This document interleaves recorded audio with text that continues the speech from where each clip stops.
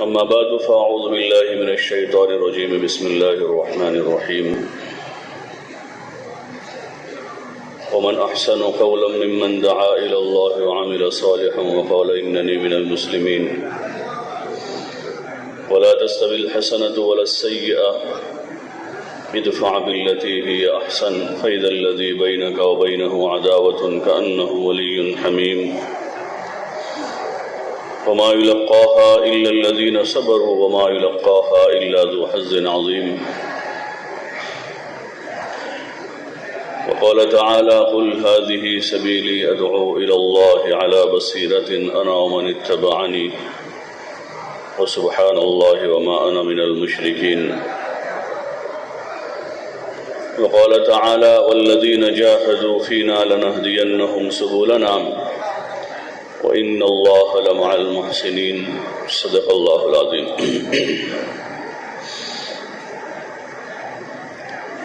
اس میں جماعت میں جانے والے کون کون ہیں؟ جو بھی جماعتوں میں جا رہے ہیں 4 مہینے میں چلے میں ذرا ہاتھ اوپر کرو، کھڑے ہو جاؤ آپ لوگ اپنی جگہ، جماعت میں جانے والے کھڑے ہو جاؤ۔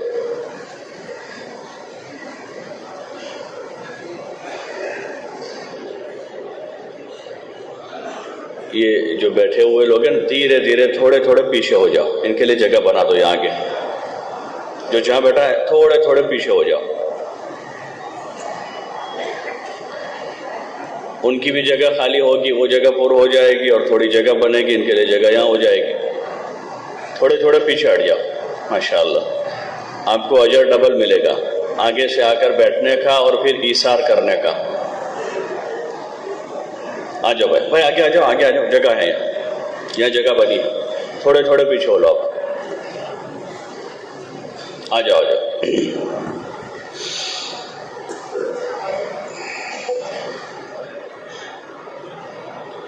آ جاؤ آپ لوگ تھوڑے پیچھے ہو، ان کے لیے جگہ نہیں، آ جاؤ۔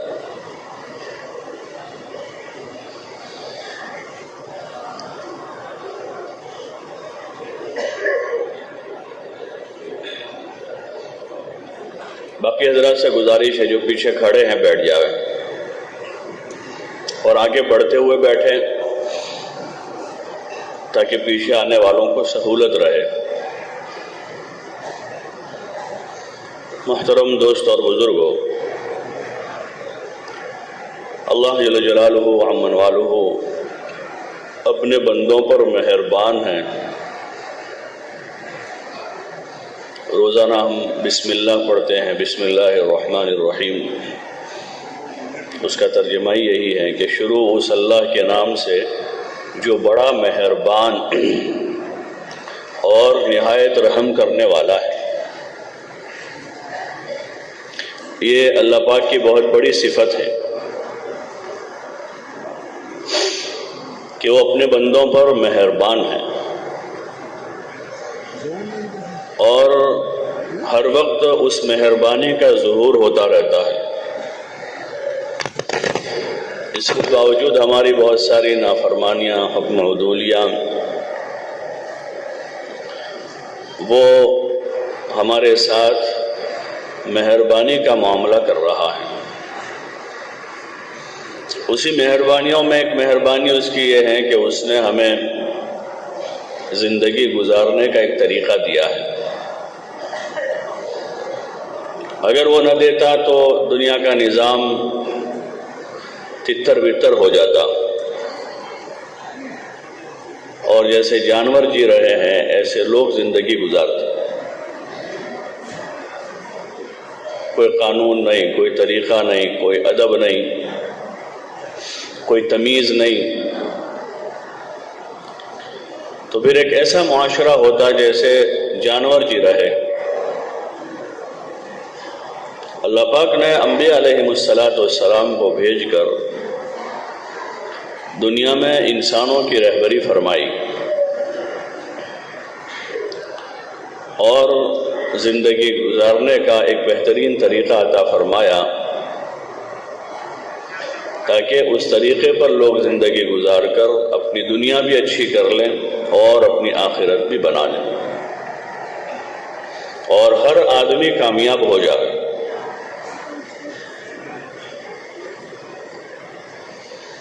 حضور علیہ السلام کو اللہ پاک نے خاتم النبیین والمرسلین بنا کر بھیجا، اور آپ علیہ السلام کے ذریعے سے زندگی گزارنے کا جو طریقہ انسانیت کو عطا فرمایا ہے اس کو اسلام کہتے ہیں۔ ہم بارہا سنتے ہیں کہ بھئی دین میں کامیابی ہے، دین میں کامیابی ہے۔ دین طریقے کا نام ہے، اور خاص کر زندگی گزارنے کا وہ طریقہ جس کو حضور علیہ السلام لے کر آئے، اس لیے کہ اگلے دین اب منسوخ ہو چکے۔ حضرت عیسیٰ علیہ السلام جو آپ سے پہلے تھے، اور حضرت موسیٰ علیہ السلام جو ان سے بھی پہلے تھے، ایسے اور جتنے انبیاء علیہ السلام اللہ کے وہاں سے جو طریقے لے کر آئے تھے وہ حضور علیہ السلام کی ختم نبوت پر سب منسوخ ہو گیا، اور اب قیامت تک آنے والے انسانوں کی کامیابی کا راز صرف اور صرف اسلام میں ہے۔ اسلام کے علاوہ اور کوئی طریقہ اللہ کے وہاں قابل قبول نہیں ہے۔ اسی لیے حضور علیہ السلام نے ایک موقع پر فرمایا کہ اگر حضرت موسیٰ علیہ السلام بھی زندہ ہوتے تو وہ اب میرا اتباع کرتے، اور قرب قیامت میں حضرت عیسیٰ علیہ السلام نازل ہوں گے، آسمان سے اتریں گے، ان کو اللہ پاک نے زندہ آسمان پر اٹھا لیا ہے، اور قیامت کے قریب اتریں گے تو وہ بھی حضور علیہ السلام کا اتباع کریں گے، حالانکہ خود صاحب شریعت نبی ہیں، لیکن اب حضور علیہ السلام کا اتباع کریں گے۔ اب کامیابی کا راز صرف اسی میں کہ اسلام پر زندگی گزاری جائے۔ یہ جو تبلیغ کا کام ہے اس کی بنیاد ہی یہی ہے کہ ہر فرد امت دین پر چلنے کی مشق کرے، اس لیے کہ دین بھی مشق چاہتا ہے، خالی لٹریچر نہیں ہے، خالی لکھی ہوئی کتاب نہیں ہے، ایک عملی زندگی ہے۔ اللہ تعالیٰ نے بھی صرف کتاب نہیں اتار دی، بلکہ اس کتاب کو 23 سال کے عرصے میں دھیرے دھیرے نازل کیا۔ قرآن 23 سال میں آسمانی دنیا سے زمین پر آیا ہے، لوح محفوظ سے آسمانی دنیا پر لیلۃ القدر میں اللہ پاک نے پورا ایک ساتھ اتارا، شب قدر میں، اور پھر وہاں سے 23 سال کے عرصے میں دھیرے دھیرے حضور صلی اللہ علیہ وسلم پر نازل کیا، اور حضور علیہ السلام نے اپنے عمل سے امت کو ایک ایک بات سمجھائی، اور صحابہ کی ایک جماعت تیار کی، عملی نمونے تیار کیے تاکہ بعد والوں کو بھی دین سمجھنا آسان ہو جائے۔ تو یہ ایک عملی کتاب ہے، خالی زبانی جمع خرچ نہیں ہے، اور کوئی بھی عملی چیز ہے وہ مشق چاہتی ہے۔ گاڑی چلانا وہ عملی چیز ہے، اس کے لیے مشق کی ضرورت رہتی ہے۔ ایک آدمی سیدھا ڈرائیونگ سیٹ پر بیٹھ کر گاڑی نہیں چلا سکتا جب تک کہ اس نے چلانے کی مشق نہ کی ہو۔ سائیکل چلانا بھی عملی چیز ہے۔ ایسے جتنے عملی کام ہیں، پریکٹیکل جس کو کہتے ہیں، اس کی پریکٹیکل مشق کے بغیر آدمی اس کو نہیں کر سکتا۔ جیسے نماز پڑھنا ایک عملی چیز ہے، تو بچپن میں گھر میں ماں باپ کو دیکھ دیکھ کر تھوڑا سیکھا، پھر مکتب میں گئے تو وہاں کھڑے کیے کہ ہاتھ اس طرح باندھو، اس طرح کھڑے رہو، اس طرح یہ ہاتھ باندھو، اس طرح رکوع کرو، اس طرح سجدہ کرو، تو وہ اس کے اعضاء کی عملی مشق کرتے کرتے آج ہم نماز پڑھتے۔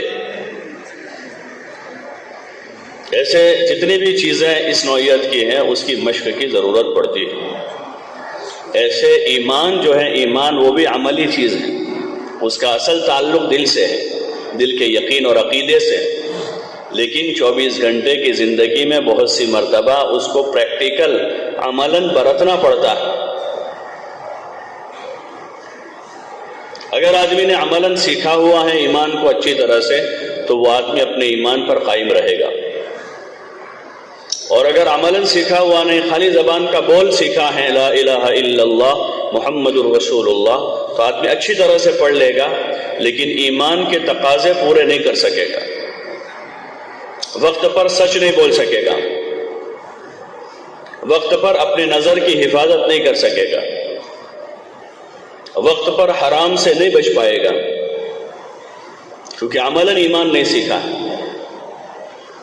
یہ جو صحابہ کے بارے میں ہم بارہا سنتے کہ سال تک انہوں نے اپنے ایمان پر محنت کی اور ایمان کو سیکھا، وہ یہی تھا کہ مکے کی زندگی میں انہوں نے ایمان کی خاطر مشقتیں برداشت کی اور ایمان کو عملاً سیکھا اور اپنے ایمان کی حفاظت کی، اور ایسا ایمان بنایا کہ اللہ کا آنے والا ہر حکم ان کے لیے آسان ہو گیا۔ نماز کا حکم آیا تو نماز آسان ہو گئی، روزوں کا حکم آیا تو روزے آسان ہو گئی، زکوٰۃ کا حکم آیا تو زکوٰۃ دینا آسان ہو گیا، حج کرنے کا حکم آیا تو مسلمان کے لیے حج کرنا آسان ہو گیا، جھوٹ سے بچنے کا حکم آیا تو جھوٹ سے بچنا آسان ہو گیا، سود چھوڑنے کا حکم آیا تو سود چھوڑنا آسان ہو گیا، اور شراب چھوڑنے کا حکم آیا تو شراب چھوڑنا آسان ہو گیا، کہ پریکٹیکل ایمان بنا ہوا تھا۔ تبلیغ کے اس کام سے ہی چاہا جا رہا ہے، اس لیے ہر ایک سے کہا جا رہا ہے کہ نکلیں اللہ کے راستے میں۔ مشغول آدمی بھی جاوے اور نمازی آدمی بھی جاوے، روزہ رکھنے والا بھی نکلے، قرآن پڑھنے والا بھی نکلے، اور قرآن کے ان مضامین کو اور قرآن کی ان آیات کو اپنی عملی زندگی میں عملاً داخل کرنے کی کوشش کریں۔ اس لیے اس راستے میں نکل کر سراسر مشق کرنی ہوتی ہے، ایمان کی مشق ہے، نماز کی مشق ہے، علم کی مشق ہے، ذکر کی مشق ہے، اکرام اور اخلاق کی مشق ہے، اخلاص کی مشق کرنی ہے، اور ایسے جان و مال اللہ کی امانت سمجھ کر اس کو اللہ کے نام پر لگانے کی مشق کرنی ہوتی ہے کہ آدمی وہاں نکل کر مشق کرے۔ اصل تو آدمی اپنے مقام پر زیادہ رہے گا، اپنے بیوی بچوں کے ساتھ دربار میں، اپنے کاروبار میں، ایک معاشرے کا فرد بن کر زندگی گزارے گا، لیکن وہ زندگی صحیح ہو جاوے، اس کے لیے راہ خدا کی نقل و حرکت ہے، اس کے لیے نکالا جاتا ہے۔ یہ اجتماع کا یہی موضوع ہے کہ وہ فکریں اجاگر ہو جاوے اور ہر فرد امت میں دین پر چلنے کا شوق پیدا ہو جاوے۔ اس وقت ہم اپنا شوق اپنے دل سے پوچھیں کہ اپنا شوق کیا ہے، ہر آدمی اپنے دل پر ہاتھ رکھیں اور اپنے شوق معلوم کریں کہ ہمارے شوق کیا ہے۔ کسی کا کھانے پینے کا ہے، کسی کا سیر و تفریح کا ہے، اب تھوڑی عمر ہوئی تو کسی کو کمانے کا شوق لگا ہے، کسی کو گھر بنانے کا شوق لگا ہے، کسی کو گھومنے پھرنے کا شوق لگا ہے، کسی کو اپنی چاہتیں پوری کرنے کا شوق لگا ہے، کسی کو دوستوں کی محفلیں سجانے کا شوق لگا ہے، اور یہ سارے ذوق ہمارے نہیں ہیں۔ بحیثیت مسلمان ہونے کے ہر مسلمان کا یہ ذوق اور شوق بنے کہ میں اللہ کی زمین پر اللہ کا بندہ بن کے زندگی گزاروں، میں اللہ کی زمین پر حضور علیہ الصلوۃ والسلام کا نمائندہ بن کر زندگی گزاروں، اور ہمارا شوق، ہماری رغبت جو ہے وہ اللہ کو راضی کرنا ہو جاوے کہ اللہ ہم سے راضی ہو جاوے، ہمارا ذوق آخرت بن جاوے، ہمارا ذوق آخرت بن جاوے، جنت بن جاوے۔ یہ اصل ذوق پیدا کرنے کی چیزیں ہیں، لیکن جس ماحول میں ہم جی رہے ہیں اس ماحول میں یہی دیکھتے ہیں صبح شام، لوگوں کے کاروبار دیکھ رہے ہیں، لوگوں کا مال دیکھ رہے ہیں، لوگوں کے مکان دیکھ رہے ہیں، لوگوں کی سواریاں، کھانا پینا، کپڑا دیکھ رہے ہیں، تو اس لیے اس ماحول میں رہتے رہتے وہ ذوق شوق ہمیں لگے۔ باقی بحیثیت ایک مسلمان ہونے کے، جیسے صحابہ رضی اللہ تعالی عنہم اجمعین کے، ان کے مختلف افراد میں ان کے ذوق اور شوق کیا تھے۔ ہے جو عمر رضی اللہ عنہ نے کہا تھا نا حضرت خالد کی وفات پر کہ خالد ایسے آدمی ہیں کہ صرف ان کا اندر کا جذبہ اور ان کی امیدیں، ان کی تمنا، ان کے ارمان یہ تھے کہ دنیا میں حق زندہ ہو جاوے اور باطل دنیا سے ختم ہو جائے۔ خالد ایسا آدمی تھا رضی اللہ عنہ۔ کہ ان کے اندر کا ذوق شوق یہ تھا کہ دنیا میں حق کا بول بالا ہو جائے اور باطل کا منہ کالا ہو جائے، یہی ذوق ہے۔ وہ ایک صحابی کہہ رہے ہیں کہ اللہ زندگی سے محبت ہے، زندگی سے محبت ہے، لیکن اس لیے محبت نہیں ہے کہ میں باغات لگاؤں اور نہریں کھودوں، یعنی کاروبار کروں، بلکہ زندگی سے محبت اس لیے ہے کہ سخت گرمیوں کے دنوں میں اللہ کے لیے روزے رکھوں، اس لیے زندگی چاہتا ہوں، زندگی اس کے لیے چاہتا ہوں۔ یہ ان کے اندر کے ذوق ہیں، یہ اندر کے شوق ہیں کہ جس آخرت کی طرف سفر کرنا ہے وہ آخرت اور وہ منزل سامنے ہے، منزل وہ سامنے ہے۔ صحابہ کے وہ واقعات اس میں حضور علیہ السلام کی منشا کے خلاف، کہ آپ علیہ السلام کی منشا کے خلاف کوئی کام کرنا گوارا نہیں کرتے تھے۔ ایک موقع پر آپ علیہ السلام جا رہے ہیں اور دیکھا کہ کسی نے 2 منزلہ مکان بنایا ہوا ہے اس زمانے کے۔ حضور نے پوچھا ہے خالی کہ کس کا ہے یہ؟ آگے اور کوئی ارشاد نہیں فرمایا، لیکن خالی اتنا پوچھا، جب ان کو پتا چلا تو انہوں نے اپنا پورا مکان گرا دیا کہ شاید حضور کی منشا کے خلاف ہے، کہ آپ کی یہ منشا نہیں ہے۔ کہ مسلمان کا ذوق کیا ہو کہ جو اللہ کی مرضی وہ ہمارا ذوق ہے، جو حضور علیہ السلام کا طریقہ ہے وہ ہمارا شوق ہے، آخرت ہماری منزل ہے، یہاں ہمارے لیے کوئی جائے قرار نہیں ہے۔ دنیا میں آدمی 1000 کوششیں کر لے، دنیا میں اپنے عمر سے ایک دن زیادہ نہیں رکے گا اور اپنے لقمے سے ایک دانہ زیادہ نہیں کھا سکے گا جو اس کی مقدر کی روزی ہے۔ تو پھر یہ ہماری منزل نہیں ہے، ہماری منزل کوئی اور ہے۔ اس لیے راہ خدا میں نکالا جاتا ہے کہ مسجد اپنے گھر چھوڑ کر دور دراز جا کر مسجد کی 4 دیواری میں دعوت کے جو اعمال ہیں، دعوت، تعلیم، ذکر و عبادت اور خدمت، ان اعمال کو پوری یکسوئی کے ساتھ اور پورے اخلاص کے ساتھ قائم کر کے اپنا ذوق بدل دیں، اپنا شوق بدل دیں، اپنے جذبات بدل دیں، اپنا ہدف بدل دیں، اس کی ایک عملی مشق ہے۔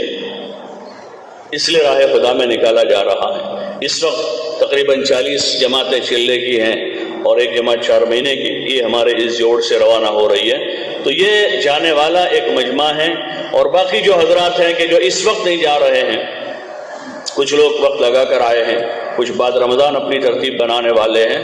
تو یہ ہر ایک سے ہماری گزارش ہے کہ ہر ایک اپنے وقت پر اپنا سالانہ وقت لگانے کی خود ہی ترتیب بنائے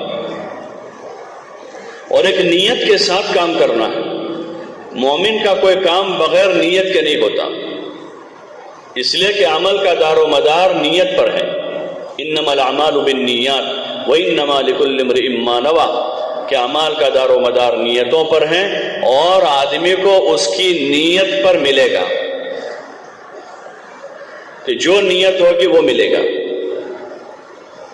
اس لیے اچھی نیتیں بناویں، نیتوں میں کمی نہ کریں، شیطان نیت نہیں کرنے دیتا اور اچھی نیتیں نہیں کرنے دیتا، اس لیے اچھی سے اچھی نیتیں بناویں۔ حضور علیہ السلام نے ہر عمل سے پہلے نیت کا سبق سکھایا ہے کہ نیت کرے کہ یہ کام میں اللہ کی رضا کے واسطے کر رہا ہوں اور کوئی غرض نہیں ہے،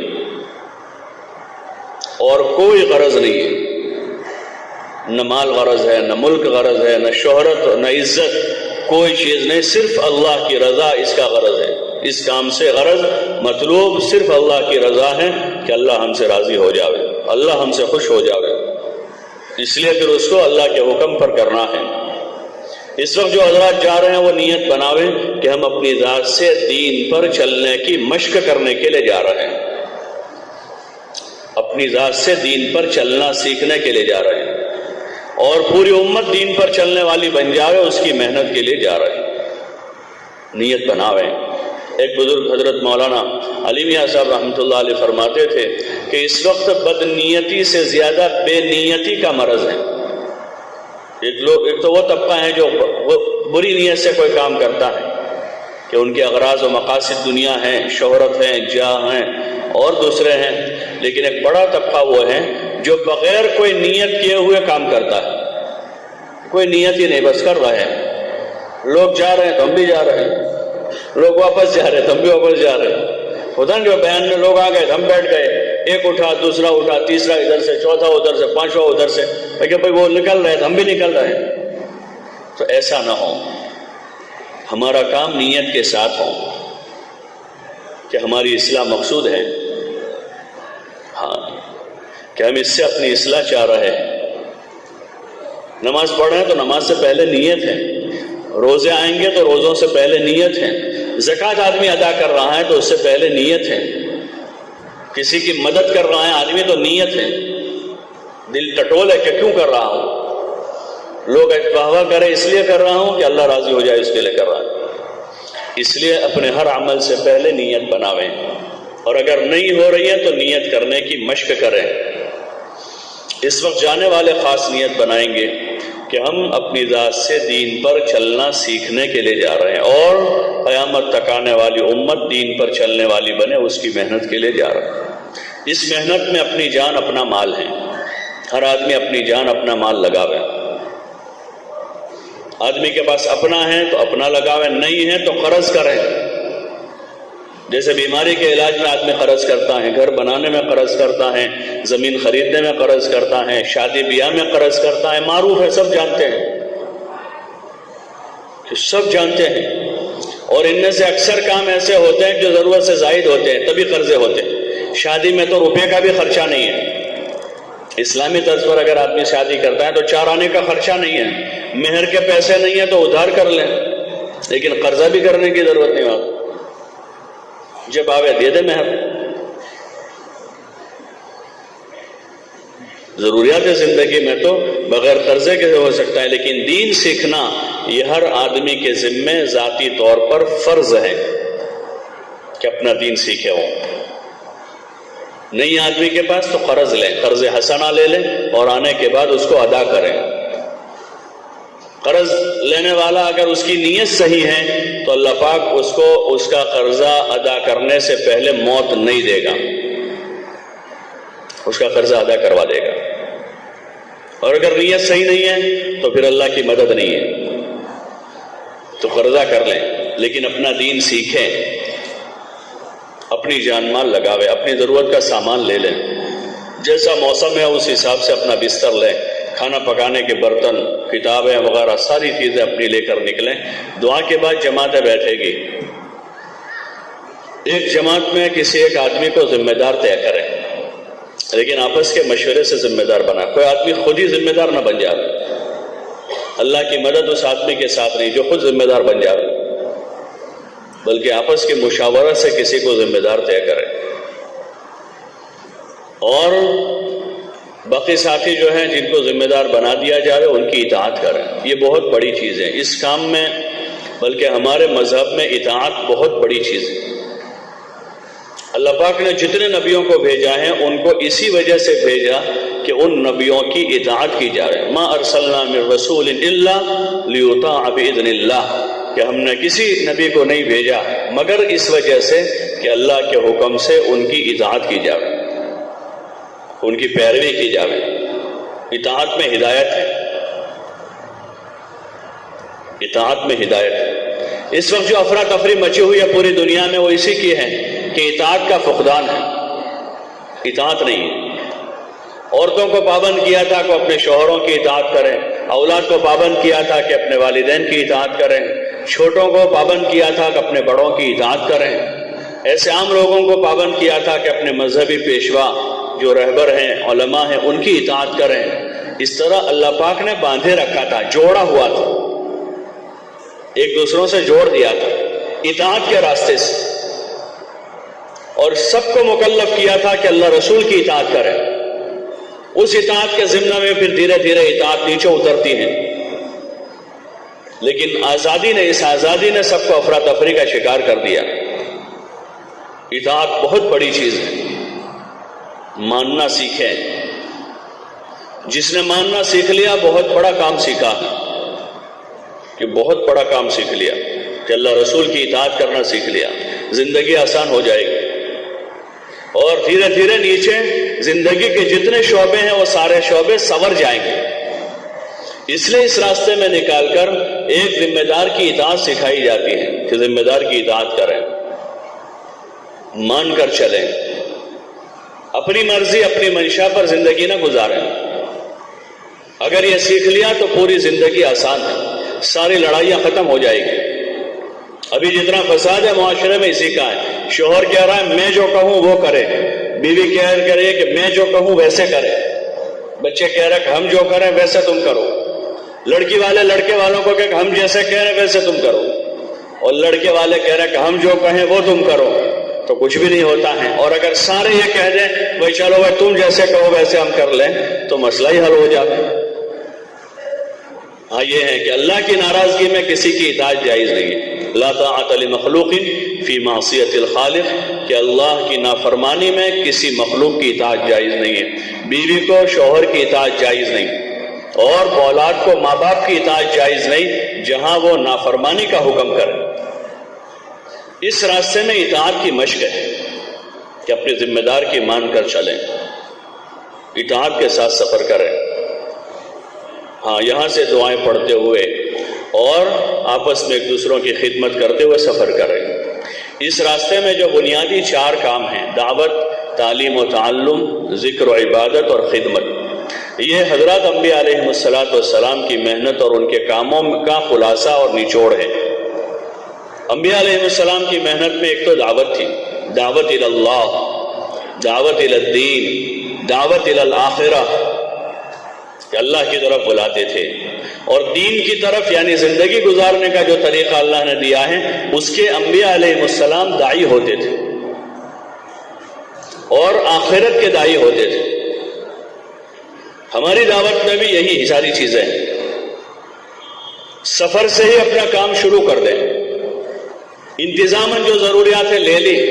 اب مقصد ہمارا جو ہے، مقصد وہ کام ہے، سفر مقصد نہیں ہے، وہ انتظامی چیز ہے، منزل تک پہنچنے کا ایک وسیلہ ہے۔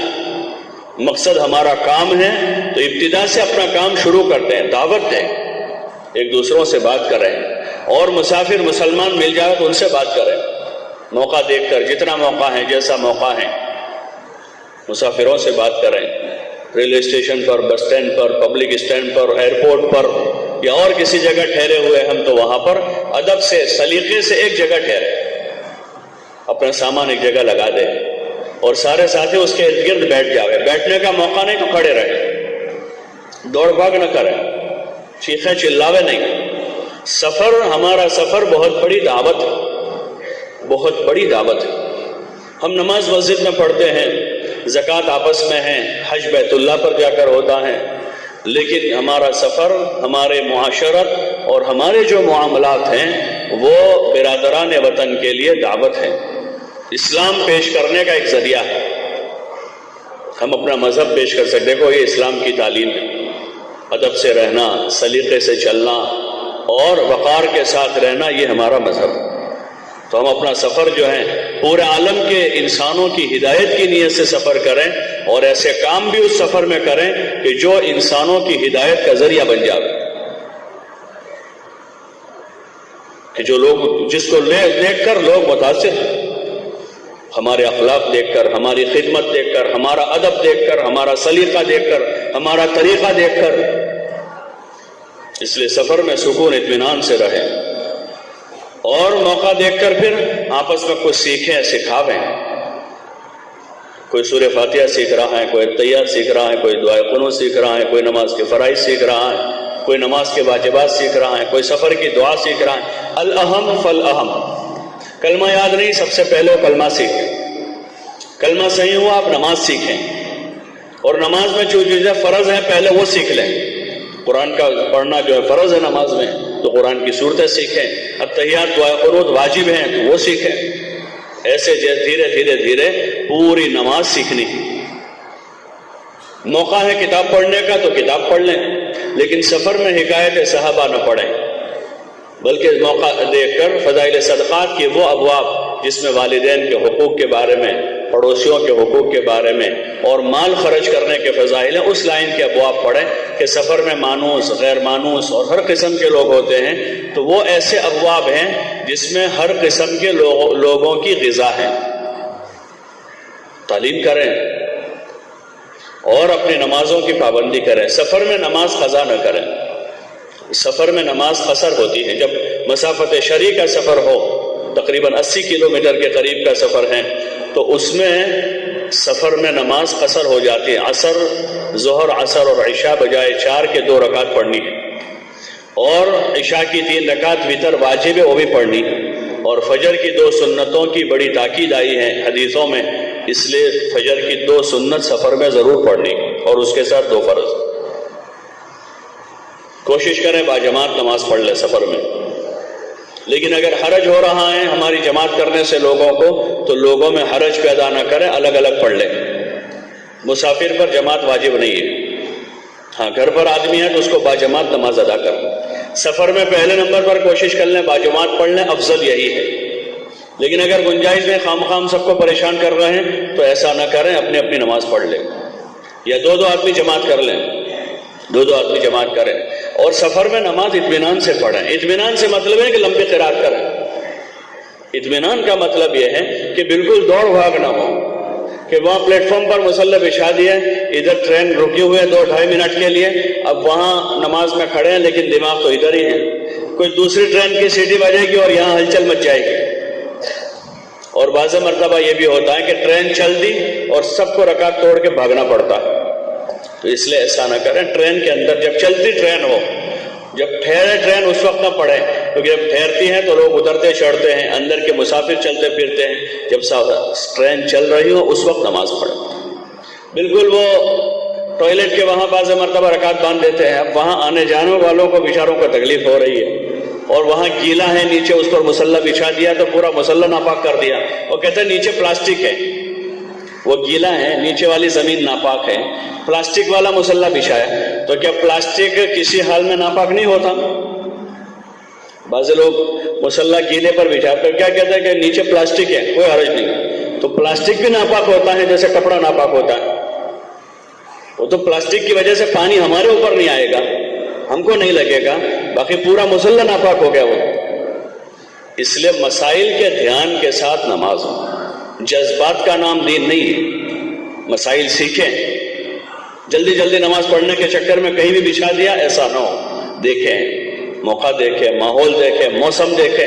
نماز قضا نہیں کرنی ہے لیکن موقع دیکھ کر پڑھیں. اس طرح سفر میں بھی اپنی نماز کو قضا نہ کریں بلکہ نماز پڑھیں. اپنا سفر اطمینان سے کریں، اعمال کے ساتھ کریں، سکون سے کریں، کسی کو تکلیف نہ پہنچاویں اپنے کھانے پینے سے اور اپنے رہنے سہنے سے، اپنے بات چیت سے. اس طرح آرام کے ساتھ دعوت دیتے ہوئے، اعمال کرتے ہوئے، ذکر کرتے ہوئے، دعائیں پڑھتے ہوئے، دعائیں مانگتے ہوئے. حدیثوں میں آتا ہے مسافر کی دعا قبول ہوتی ہے. تو زیادہ اللہ کی طرف متوجہ رہیں، دعائیں کریں. جہاں سے گزریں، ٹرین، بس میں، سواری میں، تو لوگوں کی جن بستیوں سے گزریں ان کی ہدایت کی دعا مانگیں کہ اللہ ان سب کو ہدایت دے. ہمارے اس کام میں ایک چیز یہ سیکھنے کی ہے کہ ہم انسانیت کے ہدایت کے طالب بنیں. ہمارے دلوں میں انسانیت کی ہمدردی پیدا ہو، جو انبیاء کا خاص وصف تھا کہ لوگوں کی بلکہ انسانوں کی ہمدردی کے ساتھ زندگی گزاریں. اور اس میں ہم جتنی خدمت کر سکتے ہیں اپنی جان مال سے ان کی خدمت بھی کریں اور ان کے لیے دعائیں کریں کہ اللہ سب کو ہدایت دے. یہی ہمارے اندر کی طلب ہو، یہی اندر کی تمنا ہو، یہی اندر کے ارمان ہو کہ اللہ پاک حضور علیہ الصلوۃ والسلام کی پوری امت کو ہدایت نصیب فرما دے. اس طرح سفر کرتے ہوئے پہنچیں، منزل آ جاوے، اپنا سامان دیکھ لیں اور اپنا سامان خود اٹھاویں. کوئی بیمار، معذور، کمزور ہو ان کی خدمت کر دیں. سامان لے کر ایک طرف ہو اور پھر سامان پورا ایک طرف لگا کر سامان چیک کر لیں. جلدی ذرا بھی نہ کریں، جلدی ذرا بھی نہ کریں. اطمینان سے سامان لگا. اور سارے ساتھی آ گئے ہیں، ایک طرف رہیں. ٹرین سے اتر کر فوراً کھڑے نہ ہو جاؤ، تھوڑے ایک طرف ہو جاؤ اور پھر سارے ساتھی کھڑے ہو کر سامان دیکھ لیں، ساتھی گن لیں، اپنی نیتوں کی تجدید کر لیں کہ ہم کیوں نکلے ہیں. نیت ہماری کیا تھی کہ اپنی ذات سے دین پر چلنا سیکھنے کے لیے جا رہے ہیں. ہماری ذاتی مقصد ہے سب سے پہلا. نمبر 2 پر جس بستی میں آئے یہاں سے بھی زیادہ سے زیادہ لوگ راہ خدا میں نکل کر وہ بھی اپنی اصلاح کریں، اس کی نیت بنائیں اور پھر اللہ کی مدد شامل حال کریں. جیسا موقع ہے اتنی دعا کر لیں. بہت زیادہ لمبی بھی دعا نہ کریں کہ اس وقت ابھی سفر سے آئے ہوئے تھکے ہوئے ہوں گے. بعض مرتبہ دھوپ ہے، دھوپ میں کھڑے ہیں تو اس وقت موقع کے حساب سے مختصر دعا مانگیں اور پھر کوشش کریں حتی المقدور پیدل چلیں.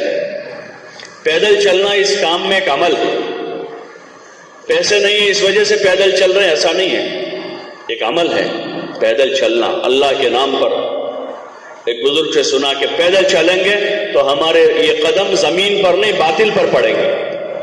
اللہ کا نام لیتے ہوئے، اللہ کا ذکر کرتے ہوئے، اللہ کا کلمہ پڑھتے ہوئے. بازار میں ہے تیسرا کلمہ پڑھیں، بازار میں ہے چوتھا کلمہ پڑھیں، اور گلیوں میں ہے اور دیگر مقامات پر ہے چوتھا کلمہ پڑھیں. پھر جس وقت کا جیسا موقع ہے وہ دعائیں پڑھتے ہوئے، ایک دوسروں کو دین سیکھتے ہوئے سکھاتے ہوئے پیدل چلیں. یہ بہت بڑا عمل ہے. اس کی کوشش کریں کہ مرکز اسٹیشن سے مرکز جا رہے ہیں، ایک مسجد سے دوسری مسجد جا رہے ہیں، ایک گاؤں سے دوسرے گاؤں جا رہے ہیں. پیدل جماعتیں جو ہماری زونوں میں چلتی ہیں 10 15 20 25 30 کلومیٹر وہ ایک دن میں چلتے ہی ہیں. اور روزانہ شہروں میں آپ دیکھیں ہوں گے، شہروں میں صبح صبح فجر سے پہلے، بڑے شہروں میں دیکھتے ہیں احمد آباد میں، ادھر بروڑا سورت وغیرہ میں، فجر سے پہلے بڑے بڑے رئیس، بڑے بڑے مالدار، بڑے بڑے آفیسر، پروفیسر، لیکچررز، وہ روزانہ 10 کلومیٹر 8 کلومیٹر 4 کلومیٹر 5 کلومیٹر چلتے ہیں، جاگنگ کرتے ہیں، واکنگ کرتے ہیں. ارے دیکھتے نہیں دیکھتے؟ ارے بھائی کرتے نہیں کرتے؟ اپنے یہاں بھی کرتے ہیں بہت سارے. تو وہ صحت بنانے کے لیے کرتے ہیں. ہمیں پیدل چلنا ہے دین بنانے کے لیے. کس کے لیے چلنا ہے؟ بولو نا بھائی، دین بنانے کے لیے، کہ دین کے لیے ہم مشقت اٹھاویں اور دین کو دنیا میں زندہ کرنے کے لیے چل رہے ہیں. تو اس میں دین بھی زندہ ہوگا، ہمارا دین مضبوط ہوگا، اور صحت تو مفت میں ملے گی کہ جتنا آدمی چلے گا پھرے گا اتنا تندرست رہے گا. تو طے کریں کہ انشاءاللہ پیدل چلیں گے. چلیں گے انشاءاللہ. کون کون چلیں گے؟ سبھی طے کریں گے. جب بھی جائیں گے جماعتوں میں انشاءاللہ پیدل مقدم کریں گے کہ پیدل جتنا اللہ توفیق دے گا پیدل چلیں گے انشاءاللہ. اللہ سب کو توفیق عطا فرما.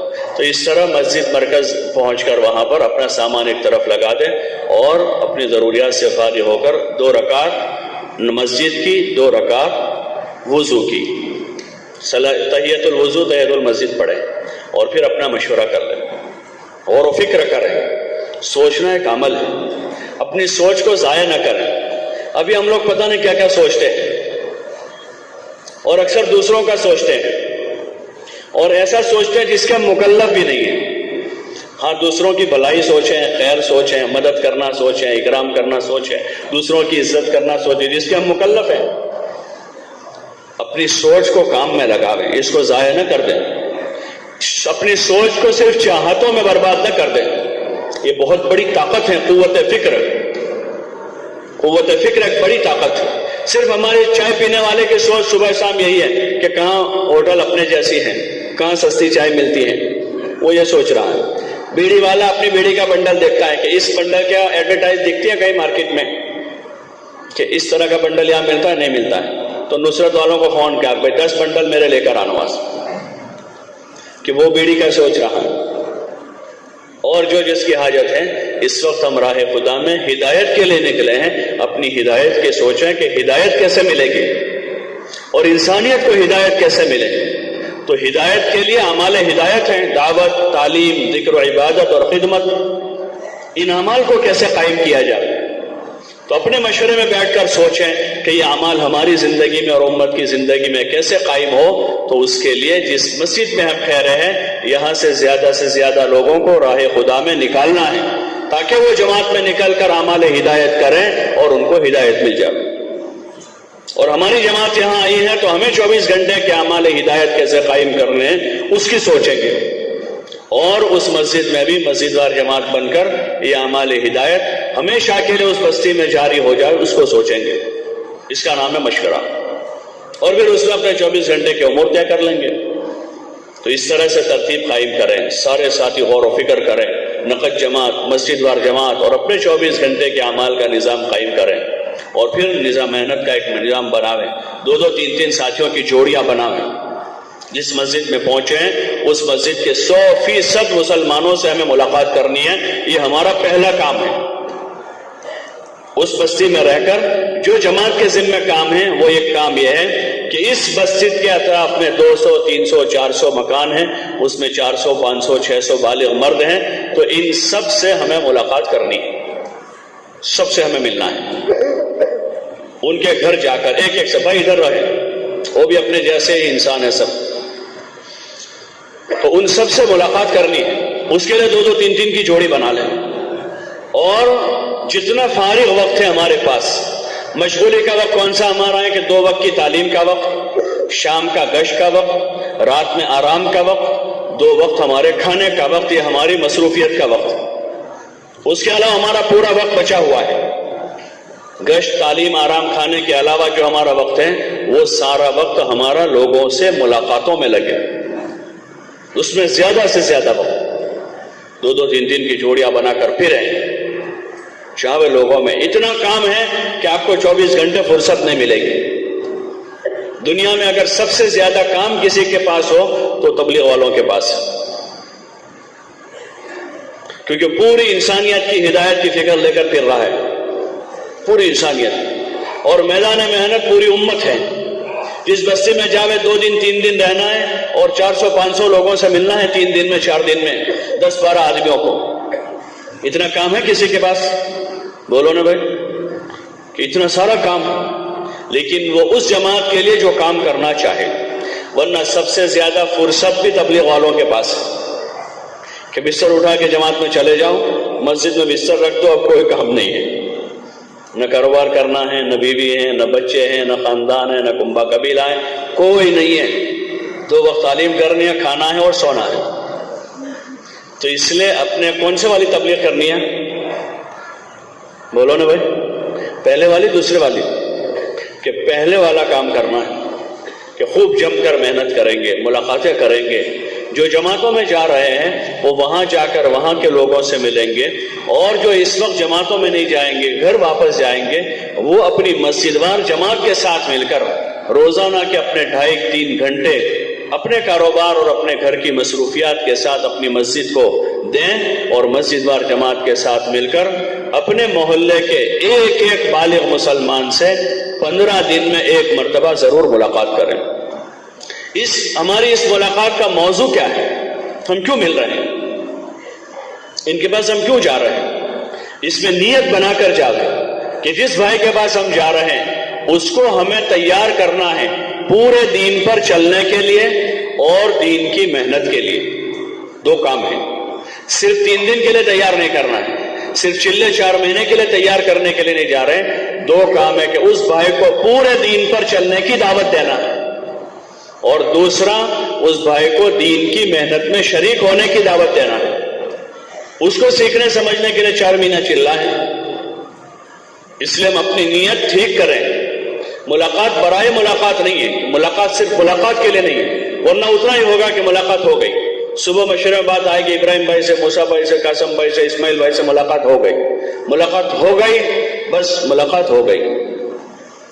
نیت ہماری کیا ہے کہ اس بھائی کو پورے دین پر چلنے کے لیے تیار کرنا ہے، کہ عقائد، اعمال، عبادات، اخلاق، معاملات، معاشرت، پورا دین ہے، اس پورے دین پر وہ چلنے کے لیے تیار ہو جاوے، اور دین کے لیے راہ خدا میں اپنی جان مال لگانے کے لیے اس کو تیار کرنا ہے۔ یہ ہماری ملاقات کی غرض ہے، اس کے لیے پوری محبت کے ساتھ ملے۔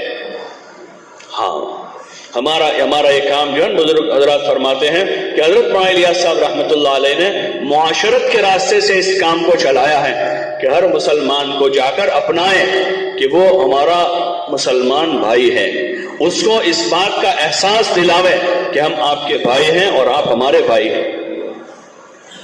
اس لیے خوش خلقی سے ملیں، محبت سے ملیں، حسن ظن کے ساتھ ملیں، چاہے گنہگار سے گنہگار مسلمان ہے اس کو حقیر نہ سمجھیں، وہ ہمارا بھائی ہے، اس کا فعل چاہے برا ہے، وہ شراب پیتا ہے اس کا فعل برا ہے، نماز نہیں پڑھتا اس کا فعل برا ہے، زنا کرتا اس کا فعل برا ہے، اور کوئی برائی میں مبتلا ہے تو اس کا فعل برا ہے، لیکن وہ آدمی اچھا ہے، آدمی برا نہیں ہے، وہ تو اچھا ہے، وہ مسلمان ہے، اس نے کلمہ پڑھا ہے، اس کے دل میں لا الہ الا اللہ محمد الرسول اللہ ہے، تو اس کی پوری عزت اور احترام کے ساتھ اس سے ملاقات کریں۔ جیسے کوئی سرکاری عہدے پر نمائندہ بن کر کوئی آدمی آتا ہے، کوئی آتا ہے کہ بھئی ڈسٹرکٹ کلیکٹر بن کر آیا ہے یا اور کوئی حکومتی ادارے میں کوئی بڑا آفیسر بن کر آیا ہے تو بہت کرپٹ آدمی ہے، بہت برا آدمی ہے، لیکن اس کے عہدے کی وجہ سے لوگ عزت کرتے ہیں کہ چاہے ٹھیک ہے لیکن ہمارا ڈسٹرکٹ کلیکٹر ہے وہ، تو اس کی عزت کی جاتی ہے، اس کے افعال اپنی جگہ پر ہیں لیکن وہ اپنے عہدے پر ہے، حکومت کا آدمی ہے، سرکاری آدمی ہے، اس کی توہین نہیں کی جاتی، اس کو گالی نہیں دی جا سکتی، اس کو ذلیل نہیں کیا جا سکتا کہ سرکاری آدمی ہے۔ ایسے ایک مسلمان جس نے کلمہ پڑھا ہے لا الہ الا اللہ، وہ اللہ کا بندہ ہے، وہ حضور علیہ السلام کا نمائندہ ہے، اس کی بے عزتی نہیں کی جا سکتی، اس کی غیبت کرنے کی اجازت نہیں ہے، اس پر الزام لگانے کی اجازت نہیں ہے، اس کو گالی دینے کی اجازت نہیں ہے، اس کی پیٹھ پیچھے اس کی برائی کرنے کی اجازت نہیں ہے، یہ اللہ کا بندہ ہے، یہ اس کے ساتھ نسبت ہے، اس لیے ہر مسلمان سے حسن ظن رکھے، اچھا گمان کریں اور حسن ظن کے ساتھ جائیں، ان کو جا کر سلام کریں اور موقع ہو مصافحہ کریں اور اظہار ہمدردی کریں، مسکراتے چہرے سے ملیں اور ان سے کہیں بھائی آپ ہمارے بھائی ہیں، ہم آپ کے بھائی ہیں، ہم نے بھی کلمہ پڑھا، آپ نے بھی کلمہ پڑھا، ہم اسلامی رشتے میں مسلمان آپس میں بھائی ہیں، انما المؤمنون اخوہ، کہ مسلمان آپس میں بھائیوں کی طرح۔ یہ ہماری ملاقات کا غرض ہے کہ جا کر پہلے تو ملنا ہے اور پھر اس بھائی کو بٹھا کر اطمینان کے ساتھ ان کے ساتھ بیٹھ کر دین کی باتیں کریں، ایمان کی، اعمال کی، اخلاق کی، اخلاص کی، آخرت کی، اپنے بیوی بچوں کی تعلیم و تربیت کی، راہ خدا میں نکل کر خود دین سیکھ کر پوری امت میں دین زندہ ہو، اس کی آپس میں باتیں کریں، یہ ہماری دعوت ہے، اور جم کر باتیں کریں، اور ہماری باتیں فضائل کی روشنی میں ہوگی، بشارتیں سناویں، حضور علیہ السلام نے قدم قدم پر بشارتیں سنائی، ہاں ضرورت پڑی آپ نے وعیدیں سنائی ہے، اس سے انکار نہیں کر سکتے، لیکن زیادہ آپ کا جو اسلوب دعوت ہے اس میں آپ نے بشارتیں سنائی ہے، خوشخبریاں سنائی ہے، ہاں زیادہ۔ اس وقت ایک جملہ زبان زد ہو گیا لوگوں کے، اب بہت سمجھا دیا لوگوں کو، کیا سمجھایا ہم نے تو ابھی اپنی بیویوں کو نہیں سمجھایا، اپنے بچوں کو کیا سمجھایا؟ ذرا اللہ نے نماز روزے کی توفیق دے دی، آدمی اپنی دینداری کے زوم میں آ جاتا ہے اور اپنے سے کم درجہ مسلمانوں کو حقیر سمجھتا ہے، ہمیں اس کی اجازت نہیں ہے، اور زبان پر یہ جملے آ جاتے کہ اب تو بہت ہو گیا، ان کو تو ڈنڈوں کی ضرورت ہے، ارے اللہ ہمارے اوپر مہربانی نہ کرے تو ہم تو ان سے زیادہ مجرم ہیں،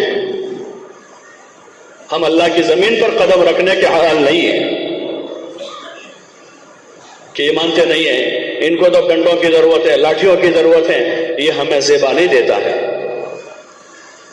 وہ اللہ کا معاملہ ہے، سزا دینا معاف کرنا یہ اللہ کا معاملہ ہے۔ انبیاء علیہ السلام جو ہے اتنی ساری محنتیں کر کے، مشقتیں کر کے، انہوں نے کبھی ایسے جملے نہیں بولے، بلکہ حضور علیہ السلام کے بارے میں آ رہا ہے کہ ایک مرتبہ پوری رات آپ نے یہ آیت پڑھتے ہوئے گزار دی، ان تعذبهم فانهم عبادك وان تغفر لهم فانك انت العزیز الحکیم، یا اللہ اگر تو عذاب دے تو یہ تیرے بندے ہیں، اور اگر تو معاف کر دے تو بڑا زبردست ہے، بڑی حکمت والا ہے۔ پوری رات یہ آیت پڑھتے پڑھتے گزار دی، ان تعذبهم فانهم عبادك وان تغفر لهم فانك انت العزیز الحکیم، یا اللہ تو اگر عذاب دے گا تو تیرے ہی بندے ہیں۔ بعض مرتبہ باپ غصے میں آتا ہے اور بچے کو مارتا ہے تو کہتے ہیں بھائی تارو چھوڑو سو، بھائی تمہارا ہی بچہ ہے، پھر کے نکال سے کیا کرو گے، تمہاری اولاد ہے، لوگ سمجھاتے ہیں اس طرح سے۔ یہاں حضور علیہ السلام وہ جملہ دوہرا ہے جو حضرت عیسیٰ علیہ السلام نے کہا تھا، ان تعذبهم فانهم عبادك وان تغفر لهم فانك انت العزیز الحکیم، یا اللہ تو اگر عذاب دے تو تیرے ہی بندے ہیں، تو تیرے بندے ہیں، اور اگر تو معاف کر دے تو بڑا زبردست ہے، بڑی حکمت والا۔ پوری رات اس میں گزار دو، اس لیے ضرورت اس کی ہے حسن ظن پیدا کریں، حسن ظن پیدا کریں۔ کسی کی ٹو میں رہنے کا ہمیں حکم نہیں دیا ہے کہ ہم کسی کی ٹو میں رہیں، گنہگار کو پکڑیں، یہ ہمارا کام نہیں ہے۔ لست علیہم بمسیطر، گنہگار کو پکڑنے کا کام ہمارا نہیں ہے۔ حضور سے کہہ رہے ہیں اللہ پاک کہ آپ ان پر داروغاں بنا کر نہیں بھیجے گئے، آپ کو رحمت للعالمین بنایا ہے، ہمارے ذمہ سمجھانا ہے، افہام و تفہیم کرنا ہمارے ذمے ہے، بشارتیں سنانا ہمارے ذمے ہے۔ موقع ہے، ضرورت ہے تو کوئی وعید سنانا ہے، لیکن زیادہ تبشیر ہے کہ بشارتیں سناویں، نماز پڑھنے کے فائدے بتاویں، روزہ رکھنے کے فائدے سمجھاویں، زکوٰۃ دینے کے فائدے بتاویں، راہ خدا میں مال اور جان لگانے کا فائدہ بتاویں، والدین کی عزت کرنے کا فائدہ سمجھاویں، اولاد کی تربیت کرنے کا فائدہ بتائیں گے۔ اس لیے فضائل ہیں کہ جماعت میں نکل کر بھی روزانہ صبح شام 4 گھنٹے اس کے مختلف اعمال ہیں، کتاب اور سیکھنا سکھانا ہے، اور اس میں مذاکرات ہیں، تو اس میں لگا کر فضائل کو بولنے سننے کا ماحول پیدا کریں، مثبت باتیں بولیں، جن چیزوں کو ہمیں وجود میں لانا ہے، جن چیزوں کو وجود میں لانا ہے اس کو بولیں۔ اچھی نماز وجود میں لانا ہے تو اچھی نماز کو بولیں، سچائی کو بولیں، امانت داری کو بولیں، دیانتداری کو بولیں، اخلاق اور خدمت کو بولیں، اور اس کے فضائل بولیں۔ دکاندار لوگ اپنی چیزوں کے فضائل بتاتے ہیں تو گاہکوں کے دل میں جگہ بنتی ہے، مال خریدنے کی جگہ بنتی ہے، وہ فضائل بتاتے ہیں۔ جتنے بھی دکاندار ہیں وہ گاہکوں کو گالیاں نہیں دیتے، گاہکوں سے بدظن نہیں ہوتے، بلکہ ان کو مال بتاتے ہیں، یہ بھی دیکھ لو بھائی، یہ بھی دیکھ لو، یہ بھی دیکھ لو۔ دیکھنے کے پیسے نہیں ہے، کوئی ٹینشن نہیں ہے، کوئی پرواہ نہیں، دیکھو آپ پیسے نہیں ہے کل دے جانا، لے لو۔ ہاں، اس کی اسکیمیں بناتے ہیں کہ 3 مہینے کے بعد پیسے لیں گے، ابھی آدھے دے دو اور آدھے 6 مہینے کے بعد دے دینا، اپنا مال بیچنے کی اسکیمیں بناتے ہیں۔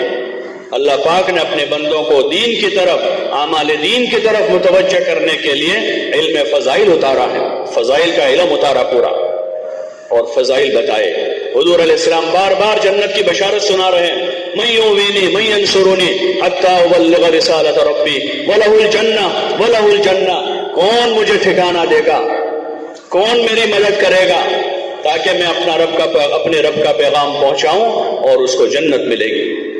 جنت کی بشارت دے رہے ہیں اور جنت کی نعمتیں بتا رہے ہیں کہ جنت میں ایسے محل ہیں، اور جنت میں نہریں ہیں، اور جنت میں باغات ہیں، اور جنت میں غلمان ہیں، اور جنت میں حوریں ہیں، اور رغبت پیدا کر رہے ہیں امت کے دلوں میں۔ اور اللہ پاک دعوت دے رہا ہے، سارعوا الی مغفرۃ من ربکم وجنۃ عرضها السماوات والارض، کہ دوڑو اس اللہ کی مغفرت کی طرف اور اس جنت کی طرف جس کی چوڑائی آسمان اور زمین کے برابر ہے، اس کی طرف بلا رہے ہیں۔ حضور علیہ السلام منافقوں کو سینے سے لگا رہے ہیں، ان کو سینے سے لگا رہے ہیں، یہودیوں کے پاس جا رہے ہیں، ان کے ہاتھ جوڑ رہے ہیں، ان کی منتیں کر رہے ہیں، ان کی خوشامد کر رہے ہیں۔ اللہ پاک ان کو اجر بتا رہے ہیں، اگر تم قبول کر لو گے تو تم کو ڈبل اجر ملے گا، ایک اپنے مذہب پر پہلے تم نے جو عمل کیا اس کا، اور دوسرا تم ہمارے نبی کی بات مان لو گے، اسلام قبول کرو گے تو دوسرا اسلام کا اجر تم کو ملے گا۔ ان کو ڈبل ثواب بتا کر ان کو دین میں لانے کی کوشش کی جا رہی ہے، اور ہم اپنوں کو باہر کر دیں اپنی بدگمانی سے، ایسا نہیں، ہم کو اس کی اجازت نہیں ہے کہ ہم کسی سے بدگمان نہیں ہوں گے، ہر ایک سے خوش گمان اور ہر ایک سے اچھے گمان کے ساتھ ہم بات کریں گے۔ یہ ہماری دعوت ہے کہ حسن ظن کے ساتھ دعوت دیں، اور بشارتیں سناویں، اور فضائل بتاویں، اور منہ بھر کے فضائل بتاویں۔ ایک تاجر دکاندار آدمی جیسے منہ بھر کے اپنے سامان کا فائدہ بتاتا ہے، ایسے ہم دین کے ایک ایک عمل کے، نماز کے، روزوں کے، ذکر کے، تلاوت کے، عبادت کے، اور راہ خدا میں جان و مال لگانے کے، اللہ کے نام پر پیدل چلنے کے، مسلمان کی مدد کرنے کے، مسلمان سے اچھا گمان کرنے کے، اور مسلمان کو دین سکھانے کے فضائل بتائیں گے۔ فضائل کی مختلف کتابوں میں فضائل بھرے پڑے ہیں، نماز کی فضائل ہیں، روزوں کے ہیں، تبلیغ کے ہیں، ذکر کے ہیں، پھر ذکر میں کلمے کے فضائل، سبحان اللہ کے فضائل، اور سورتوں کے فضائل ہیں، سورہ واقعہ کی فضیلتیں، اور سورہ یاسین کی فضیلتیں، سورہ فاتحہ کی فضیلتیں۔ تو ان فضیلتوں کو دھیان سے سنیں، اس لیے کہا جاتا ہے کہ اپنی مسجدوں میں فضائل کے حلقے قائم کریں، اور ان فضائل کے حلقوں میں جی لگا کر اپنی ضرورت سمجھ کر بیٹھیں۔ جماعت میں نکل کر صبح شام تعلیم ہو تو تعلیم کے حلقوں میں جی لگا کر بیٹھیں۔ اللہ رسول کی ان باتوں میں زبردست اثر ہے، دل متاثر ہوتے ہیں، ہاں دل متاثر ہوتے ہیں۔ دھیان سے سنیں اور عمل کی نیت سے سنیں، خالی سننا سنانے کے لیے ہم سن کر دوسروں کو سنائیں گے، یہ علم تو آدمی کے اوپر حجت بنے گا، اس کے خلاف حجت بنے گا کہ تم نے لوگوں کو کہا تھا، خود کیوں عمل نہیں کیا تھا؟ اور اگر آدمی نے اس لیے سنا ہے کہ ہم سن کر عمل کریں گے، اپنی زندگی بدلیں گے، اللہ کے وعدوں پر یقین کرتے ہوئے عمل کریں گے، تو یہ علم نافع ہے، یہ آدمی کے لیے حجت بنے گا۔ قیامت کے دن اس کی طرف سے سفارش کرے گا، یا اللہ اس آدمی نے مجھے پڑھا، سیکھا، سمجھا، عمل کیا، دوسروں تک اس نے پہنچایا ہے، یا اللہ اس کی مغفرت کر دے۔ اس لیے فضائل کے حلقوں میں جی لگاویں، فضائل کو دھیان سے سنیں، اور اپنے انفرادی باتوں میں ان فضائل کا مذاکرہ کریں۔ نماز کی فضیلتیں بچوں کو بتائیں، بیٹا 5 وقت کی نماز پڑھیں گے، اللہ پاک اپنی ذمہ داری سے جنت میں داخل کر دے گا۔ نماز کے لیے پیدل مسجد جانے کے فضائل ایک دوسروں کو اتنے بتاویں کہ 1 کلومیٹر سے بھی آدمی پیدل چل کر مسجد آوے۔ اس وقت دیکھتے ہیں مسجد سے چند قدم فاصلے پر رہنے والا بھی بائک لے کر آتا ہے، بائک لے کر آتا ہے۔ صحابہ کا قصہ آپ کو معلوم ہے، فضائل نماز میں حضرت شیخ نے لکھا کہ حضور علیہ السلام نے جب فضائل بتائے پیدل مسجد آنے کے، تو وہ بعض لوگوں نے جو مسجد سے دور رہتے تھے انہوں نے ارادہ کیا تھا کہ مسجد سے قریب مکان بنا لیں، تو حضور علیہ السلام نے کہا ایسا مت کرو، تم جہاں ہو وہیں رہو، تمہارا ہر قدم لکھا جاتا ہے۔ جب ان لوگوں نے سنا جن کے مکان مسجد سے قریب تھے، تو اب انہوں نے کیا کریں، کیونکہ وہ تو دور سے روزانہ چل کر آئیں گے، ان کا اجر بڑھ جائے گا، تو انہوں نے چھوٹے چھوٹے قدم رکھنا شروع کر دیا کہ 1 قدم کے 2 کر دیے، تاکہ ہمارے قدم نشانات قدم بڑھ جائے، کہ فضیلت کا استحضار ہے، فضیلت کا استحضار ہے کہ پیدل قدم، ہر قدم پر نیکی ہے۔ تو پھر آدمی بائک لے کر نہیں آئے گا، بائک گھر چھوڑ دے گا، اگر بائک لے کر آئے تو دور رکھے گا، پارکنگ میں رکھے گا، اور پھر پیدل اس نیت سے جائے گا کہ مجھے ہر قدم پر ثواب ملے گا۔ آدمی گھر سے وضو کر کے آئے گا کہ وضو کر کے آنے کا ثواب الگ ہے، گرمی کے موسم میں آ رہا ہے تو دھوپ لگنے کا ثواب الگ ملے گا، سردی کے موسم میں آ رہا ہے تو سردی لگنے کا ثواب الگ ملے گا، اور بارش کے موسم میں پیدل چل کر آ رہا ہے جو مشقت ہوگی کیچڑ میں اس کا ثواب الگ ملے گا۔ اس لیے فضائل کا استحضار کریں، اور استحضار اس وقت ہوگا جب ہم فضائل کے حلقوں میں بیٹھیں گے۔ ابھی تو دیکھتے ہیں مسجدوں میں عشاء کے بعد عموماً اپنے یہاں تعلیم ہوتی ہے، عشاء میں نماز پڑھنے والے 300 آدمی ہیں کسی مسجد میں، کہیں 400 آدمی نماز میں، کہیں 200 آدمی نماز میں، لیکن تعلیم میں بیٹھنے والے 50 آدمی، 60 آدمی، 70 آدمی، 80 آدمی، یعنی 15%، 20% آدمی تعلیم میں ہیں، باقی جو ہیں بالکل پوری آزادی کے ساتھ باہر نکل کر مسجد کے صحن میں، وضو خانے پر، مسجد کے باہر چائے کی ہوٹلوں پر، پان کے گلوں پر ادھر ادھر اپنی باتوں میں اور اپنے اس میں مست ہو جاتے۔ اتنا قیمتی وقت ہم اپنا ضائع کر دیتے ہیں۔ اس لیے طے کریں انشاءاللہ کہ فضائل کے حلقوں میں بیٹھیں گے انشاءاللہ۔ ارے بھائی بیٹھیں گے، کون کون بیٹھیں گے؟ سب طے کریں، اور دوسرے اپنے بھائیوں کو بٹھاویں۔ یہ ہماری غذا ہے، یہ خوراک ہے ہماری، عمل کی قوت اس سے ملے گی۔ جیسے جسم کو قوت روٹی چاول سبزی سالن کھانے سے ملتی ہے، ایسے عمل کو قوت فضائل سے ملے گی۔ پھر ذکر میں مزہ آئے گا، قرآن پڑھنے میں مزہ آئے گا، اور سچ بولنے میں مزہ آئے گا، آخرت کی باتیں کہنے سننے میں مزہ آئے گا۔ پھر اس لیے کوشش کریں اس جماعتوں میں اطمینان سے دونوں وقت جم کر تعلیم میں بیٹھے، اور تعلیم میں سیکھنا سکھانا بھی ہے۔ ایک ایک آیت کر کے قرآن شریف کو صحیح کریں۔ اتنا قرآن شریف کا صحیح کرنا فرض ہے جتنا نماز میں پڑھنا فرض ہے، اتنا قرآن سیکھنا ہر ایک کے لیے فرض ہے، اتنا قرآن شریف اپنا نماز میں پڑھنے کا جو اس کو صحیح کریں۔ ہاں اس میں بھائی بیٹھ جاؤ، نثار آپ لوگ بیٹھ جاؤ، بار بار کوئی آ رہا ہے جا رہا ہے، سب لوگ آپ کو دیکھ رہے ہیں، تو اتنا قرآن شریف جو ہے سیکھیں ایک ایک آیت کر کے۔ جو جماعت میں جا رہے ہیں وہاں سیکھیں گے، جو نہیں جا رہے ہیں وہ حضرات جو ہیں اپنے یہاں کسی حافظ صاحب کے پاس، کسی قاری صاحب کے پاس روزانہ آدھا گھنٹہ اپنا ان کے پاس بیٹھے اور اپنے قرآن کو صحیح کریں تاکہ نماز صحیح ہو جائے۔ یہ کتاب ہدایت ہے، اس کو صحیح پڑھنا فرض ہے، ترتیل کے ساتھ قرآن کی تلاوت فرض ہے کہ اس کو ترتیل سے پڑھا، ورتل القرآن ترتیلا، اس کو ترتیل سے پڑھا جائے۔ ہم میں سے بہت سے پڑھنے والے روزانہ 2-4 پارے کی تلاوت کر لیتے، لیکن قرآن صحیح نہیں ہے، قرآن لعنت کرتا ہے کیونکہ غلط پڑھا جا رہا ہے، اس کو صحیح نہیں پڑھا جائے تو قرآن لعنت کرتا ہے پڑھنے والے پر۔ اس لیے قرآن کو صحیح سیکھیں. کاروبار کرنے سے پہلے اس کو سیکھنا فرض ہے. اپنے دیگر ذمہ داریوں سے پہلے کم از کم اتنا کہ نماز ہماری صحیح ہو جاوے، اتنا قرآن شریف کو صحیح کرنا ہمارے ذمہ فرض ہے. اس لیے اپنے قرآن کو صحیح کریں. جو گھر پر ہیں تو اس میں سستی نہ کریں، جماعت میں جانے کا انتظار نہ کریں. اپنے گھر رہ کر روزانہ آدھا گھنٹہ اپنا فارغ کریں.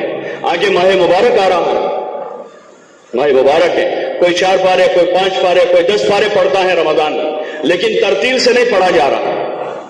وہ قرآن بجائے قرآن پڑھنے والے کے لیے اجر و ثواب کا ذریعہ بننے کے، وہ تو قرآن پڑھنے والے پر لعنت کر رہا ہے.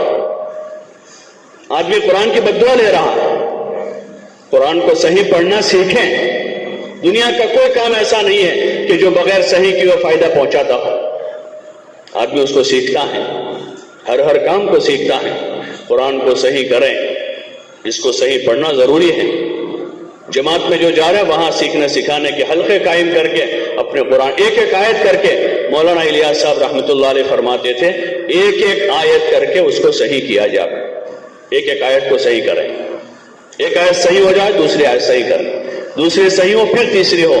چاہے 7 دن لگ جائے سورہ فاتحہ کو صحیح کرنے میں، لیکن ایک آیت کر کے اس کو اچھی طرح سے صحیح کریں تاکہ نماز صحیح ہو جائے. اسی طرح 6 صفات کا مذاکرہ ہے. پھر تعلیم کے بعد مذاکرہ کریں. یہ مذاکرہ برائے مذاکرہ نہیں ہے.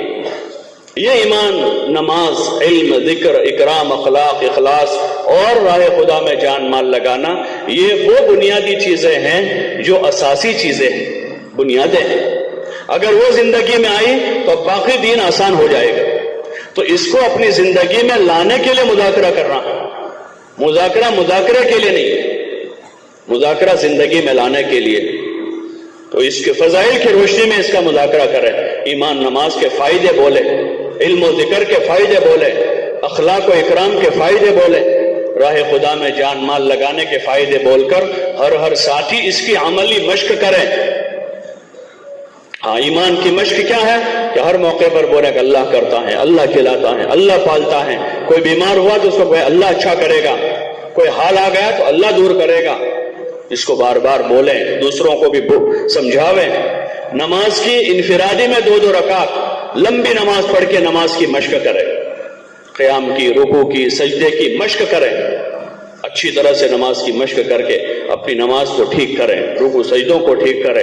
نماز میں خشوع پیدا کریں کہ نماز میں جو دھیان بھٹکتا ادھر ادھر جاتا ہے وہ دھیان ادھر ادھر نہ بھٹکے، بلکہ ہماری نماز اچھی بنے. اس کے لیے دھیان اطمینان سے نماز پڑھیں. فضائل کا استحضار کریں اور مشق کریں. 1 دن، 2 دن، 10 دن، 20 دن، مہینہ، 2 مہینے، 4 مہینے اس کی مشق ہوتی رہے گی. اللہ کی ذات سے امید ہے نماز میں اللہ کا دھیان نصیب ہو جائے گا. ایسے علم کی مشق کریں. جو یہ ضروری چیز ہے جس کو رٹنی ہو اس کو رٹیں گے، اور جو مسائل سیکھنے ہیں وہ مسائل سیکھیں گے. نماز کے مسائل ہیں، وضو کے مسائل ہیں، پاکی ناپاکی کے مسائل ہیں، تجارت کے، کاروبار کے مسائل ہیں، معاشرت کے مسائل ہیں. معاشرت میں گھر میں رہتے ہیں ماں باپ کے ساتھ، بھائی بہنوں کے ساتھ، پڑوسیوں کے ساتھ، رشتہ داروں کے، اس کے کیا مسائل ہیں. آداب زندگی ہیں، بات چیت کے آداب ہے، بات سننے کے آداب ہے، بات کہنے کے آداب ہیں، کاروبار کے آداب ہیں، اس کا حلال حرام ہے. یہ سارے لائن کا علم جو ہے وہ ہماری بنیادی ضرورت ہے. اس لیے علم کی مشق کریں. وہیں ذکر کی مشق صبح شام 3 تسبیح ہیں.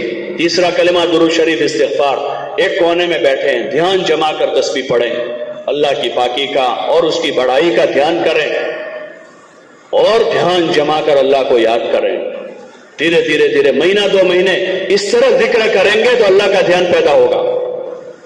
ابھی ہم جو کر بھی رہے ہیں ذکر چلتے پھرتے کرتے ہیں، ٹھیک ہے. زبان ایک عضو، کسی بزرگ نے کہا کہ بھئی دھیان نہیں رکھا ذکر میں، تو کہا کہ اس پر شکر کرو کہ تمہاری زبان اللہ کے ذکر میں ہے، اور باقی اعضاء کے لیے دعا کرو. تو چلتے پھرتے کرنا بھی نفع سے خالی نہیں ہے، اس کا ہم انکار نہیں کر سکتے. کوئی کر رہا ہے اور اس کا اچھا کام ہے، اس پر ہم نکیر نہیں کر سکتے کہ یہ کیا ہے چلتے پھرتے تسبیح پڑھ دے. خالی بیٹھ کر پڑھنی چاہیے. سلیقہ اور ادب تو یہی ہے کہ تسبیح کو بیٹھ کر پڑھا جاوے، دھیان سے پڑھا جاوے، اور اسی کی مشق کرنی چاہیے تاکہ ہمارے اندر دل و دماغ میں اللہ اتر جائے، اس کا دھیان اتر جائے. پھر دکان پر بھی بیٹھے ہوں گے اللہ یاد رہے گا، کسی سے بات کرتے ہوں گے تو اللہ یاد آئے گا. گھر میں ہوں گے تو اللہ یاد رہے گا، اس کے لیے صبح شام 3 تسبیحیں، جو جماعت میں جا رہے ہیں وہاں پڑھیں گے، جو نہیں جا رہے ہیں ابھی گھر پر ہیں تو گھر رہنے والے اپنے گھر رہتے ہوئے صبح شام اپنی ان تسبیحات کی پابندی کریں گے انشاءاللہ۔ کون کون پڑھے گا تسبیح؟ ماشاءاللہ۔ اور روزانہ 1 پارہ تلاوت کریں، روزانہ۔ جن کو پڑھنا نہیں آتا جیسے میں نے عرض کیا، وہ اتنا وقت جو ہے سیکھنے میں لگا دیں، قرآن کو اچھا سیکھیں، اور پڑھنا آتا ہے تو 1 پارہ تلاوت کریں، جو حافظ ہیں وہ 3 پارے تلاوت کریں۔ یہ روزانہ کے ہمارے معمولات ہیں، یہ ذکر کی مشق ہے۔ اور انفرادی دعا مانگیں، اللہ سے اپنا تعلق بناویں، کوئی بھی وقت اپنا طے کر لے۔ بہتر وقت یہ ہے کہ تہجد میں اللہ سے دعا کریں، تہجد میں لمبا وقت لے کر دعا مانگیں۔ اگر اس وقت لمبی دعا کی توفیق نہیں ہو رہی ہے تو پھر دن میں کوئی اپنا وقت متعین کر لیں کہ اشراق کے بعد دعا مانگیں گے روزانہ، چاش کی نماز پڑھ کے دعا مانگیں گے، یا اور کسی وقت عصر کے بعد دعا مانگیں گے، یا مغرب کے بعد۔ اب ہر آدمی اپنے اعتبار سے اپنا وقت طے کر کے اللہ سے مانگنے کی مشق کرے، ہاں اللہ سے لو لگاویں۔ جب کسی آدمی کے پاس مال پیسہ ہوتا ہے تو اس کے پاس لوگ ادھر ادھر لگے رہتے ہیں، ان سے تعلق بنائے رکھتے ہیں کہ بھئی وقت آئے گا تو قرضہ دیں گے۔ ارے ہوتا ہے نا، اکثر جو مال والے لوگ ہوتے ہیں ان کے ساتھ کچھ لوگ تعلق بنائے رکھتے ہیں، چاہے جھیلنا پڑے، ان کی طرف سے برداشت کرنا پڑے، اور بہت سارا ان کا کام کرنا پڑتا ہے تو کام بھی کر دیتے ہیں ان کا، اس لالچ میں کہ جب ہم کو کام پڑے گا تو یہ ہماری مدد کریں گے۔ یہی ہوتا ہے۔ یہ کیوں ہو رہا ہے کہ ہم اس مال والے کی مال کی طاقت کو جانتے ہیں کہ اس کے پاس 1 کروڑ 2 کروڑ روپے ہیں۔ جس وقت ہمیں اللہ کی طاقت کا پتہ چل جائے گا کہ اللہ کتنا بڑا ہے، کیسی قدرت والا ہے، کیسے خزانوں کا مالک ہے، تو پھر ہم اس کا در چھوڑ کر اور کہیں نہیں جائیں گے۔ ابھی ہمیں اس کی طاقت و قدرت کے اس کا علم تو ہے، اس کا یقین نہیں ہے، اس لیے تھوڑی سی دعا مانگ کے تھک جاتے ہیں۔ اور جن لوگوں کو اللہ کی طاقت و قدرت، اس کی قوت اور اس کے خزانوں کا یقین تھا، یعنی حضرات انبیاء علیہ السلام، حضرات صحابہ کرام رضوان اللہ تعالی علیہم اجمعین، اور اللہ کے برگزیدہ بندے، تو وہ اللہ کا در چھوڑ کر اور کہیں نہیں جاتے تھے۔ ہم دعا میں جی لگاویں، اللہ سے مانگیں، ہاں اسے مانگیں، ہر حال میں مانگیں۔ گنہگار سے گنہگار کی بھی وہ سنتا۔ یا عبادی الذین اسرفوا علی انفسہم لا تقنطوا من رحمت اللہ ان اللہ یغفر الذنوب جميعا انہ هو الغفور الرحیم۔ وہ اپنے گنہگار بندوں سے خطاب کر رہا ہے، یہ فرمانبرداروں سے خطاب نہیں ہے، یہ اولیاء اللہ سے خطاب نہیں ہے۔ یا عبادی الذین اسرفوا علی انفسہم، وہ لوگ جنہوں نے اپنی ذاتوں پر ظلم کیا ہے، یعنی گناہ کیے ہیں، ان کو اللہ کہہ رہا ہے کہ وہ میرے بندو لا تقنطوا من رحمت اللہ، کہ تم اللہ کی رحمت سے مایوس نہ ہونا، نا امید نہ ہونا۔ ان اللہ یغفر الذنوب جميعا، کہ اللہ سب گناہ معاف کر دے گا۔ اس سے پر امید رہیں، اللہ سے پر امید رہ کر روزانہ دعا مانگے۔ کوئی مسئلہ ایسا نہیں جو اس کے دربار میں اس کا حل نہ ہو، کوئی مسئلہ ایسا نہیں۔ ہم لوگ تھک جاتے ہیں، پھر شکایتیں شروع کرتے ہیں، ایک دوسروں کو شکایت کرتے ہیں کہ میرا ایسا ہوا، اس نے یہ کر دیا، اس نے وہ کر۔ ارے اتنا ہی وقت اللہ کو کہنے میں لگا دے تو اللہ اس مسئلے کو جلدی حل کر دے گا، اور ایک طرف مسئلہ حل ہوگا، دوسری طرف اللہ سے تعلق بن جائے گا، اور یقین بڑھ جائے گا کہ اللہ نے میرا کام بنا دیا، اللہ نے میرا مسئلہ حل کر دیا۔ یہ اس محنت کی ایک خاص بات ہے کہ اس کام کو کرتے کرتے ہمارا تعلق اپنے اللہ سے جڑ جاوے، اور اللہ کی ذات کے ساتھ ہمارا یقین وابستہ ہو جاوے۔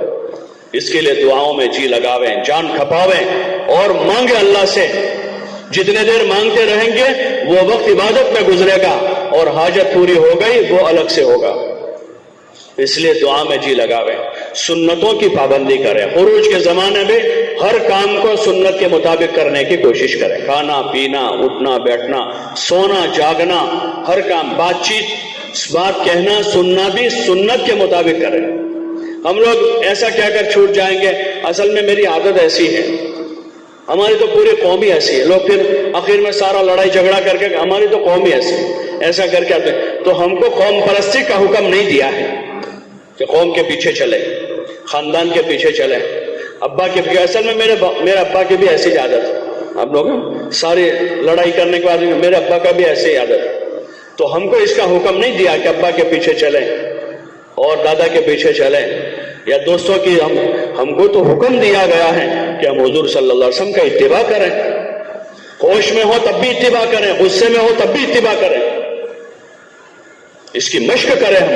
یہ 4 مہینہ چلنا اسی لیے تو ہے کہ نارمل حالت میں بھی ہم اتباع کرنے والے ہوں، اور غصے میں ہو تب بھی حضور کا اتباع کریں، فقر میں ہو تب بھی اتباع کریں، اور فراخی میں ہو تب بھی اتباع کریں گے. حضور کی اتباع کا ہر حال میں حکم دیا گیا.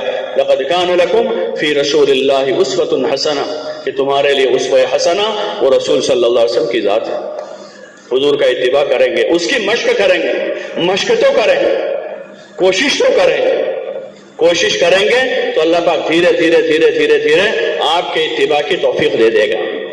جو اسوہ حسنہ ہے، بہترین آئیڈیل ہے، اور اسی کا حکم دیا گیا ہے. اس لیے ہاں پھر ہمارے جو صلاحیتیں ہیں ان صلاحیتوں کا امالہ ہوگا. جیسے کسی نے کہا کہ بھئی غصے کی صفت آدمی میں ہے، وہ اس کی باقی رہے گی، لیکن وہ غصے کی صفت بیجا غصہ کرنے کے بجائے وہ حق پر غصہ ہوگا، وہ صحیح جگہ ہوگا. جیسے حضرت عمر رضی اللہ عنہ کی اس صفت کا امالہ ہو گیا. حضرت خالد ابن ولید میں صفت تھی لڑائی کرنے کی، لڑنے کی اور کسی میدان میں جمنے کی، تو پہلے باطل کے لیے کام کرتے تھے. جب اسلام قبول کیا اس صفت کا امالہ ہو گیا اور وہ صفت اسلام کے فیور میں استعمال ہو گئی. ایسے اور خوبیاں صفتیں ہیں. تو ہم اس کی کوشش کریں، اپنی عادتوں پر جمے نہ رہیں اور اپنی عادت کا بہانہ نکال کر اس پر باقی نہ رہیں، بلکہ بدلنے کی کوشش کریں. اپنے آپ کو بدلیں. تبلیغ تبدیل کے لیے ہے، اپنے آپ کو بدلنے کے لیے ہے. ہاں کہ یقین کی کمی ہے تو یقین میں قوت پیدا کریں.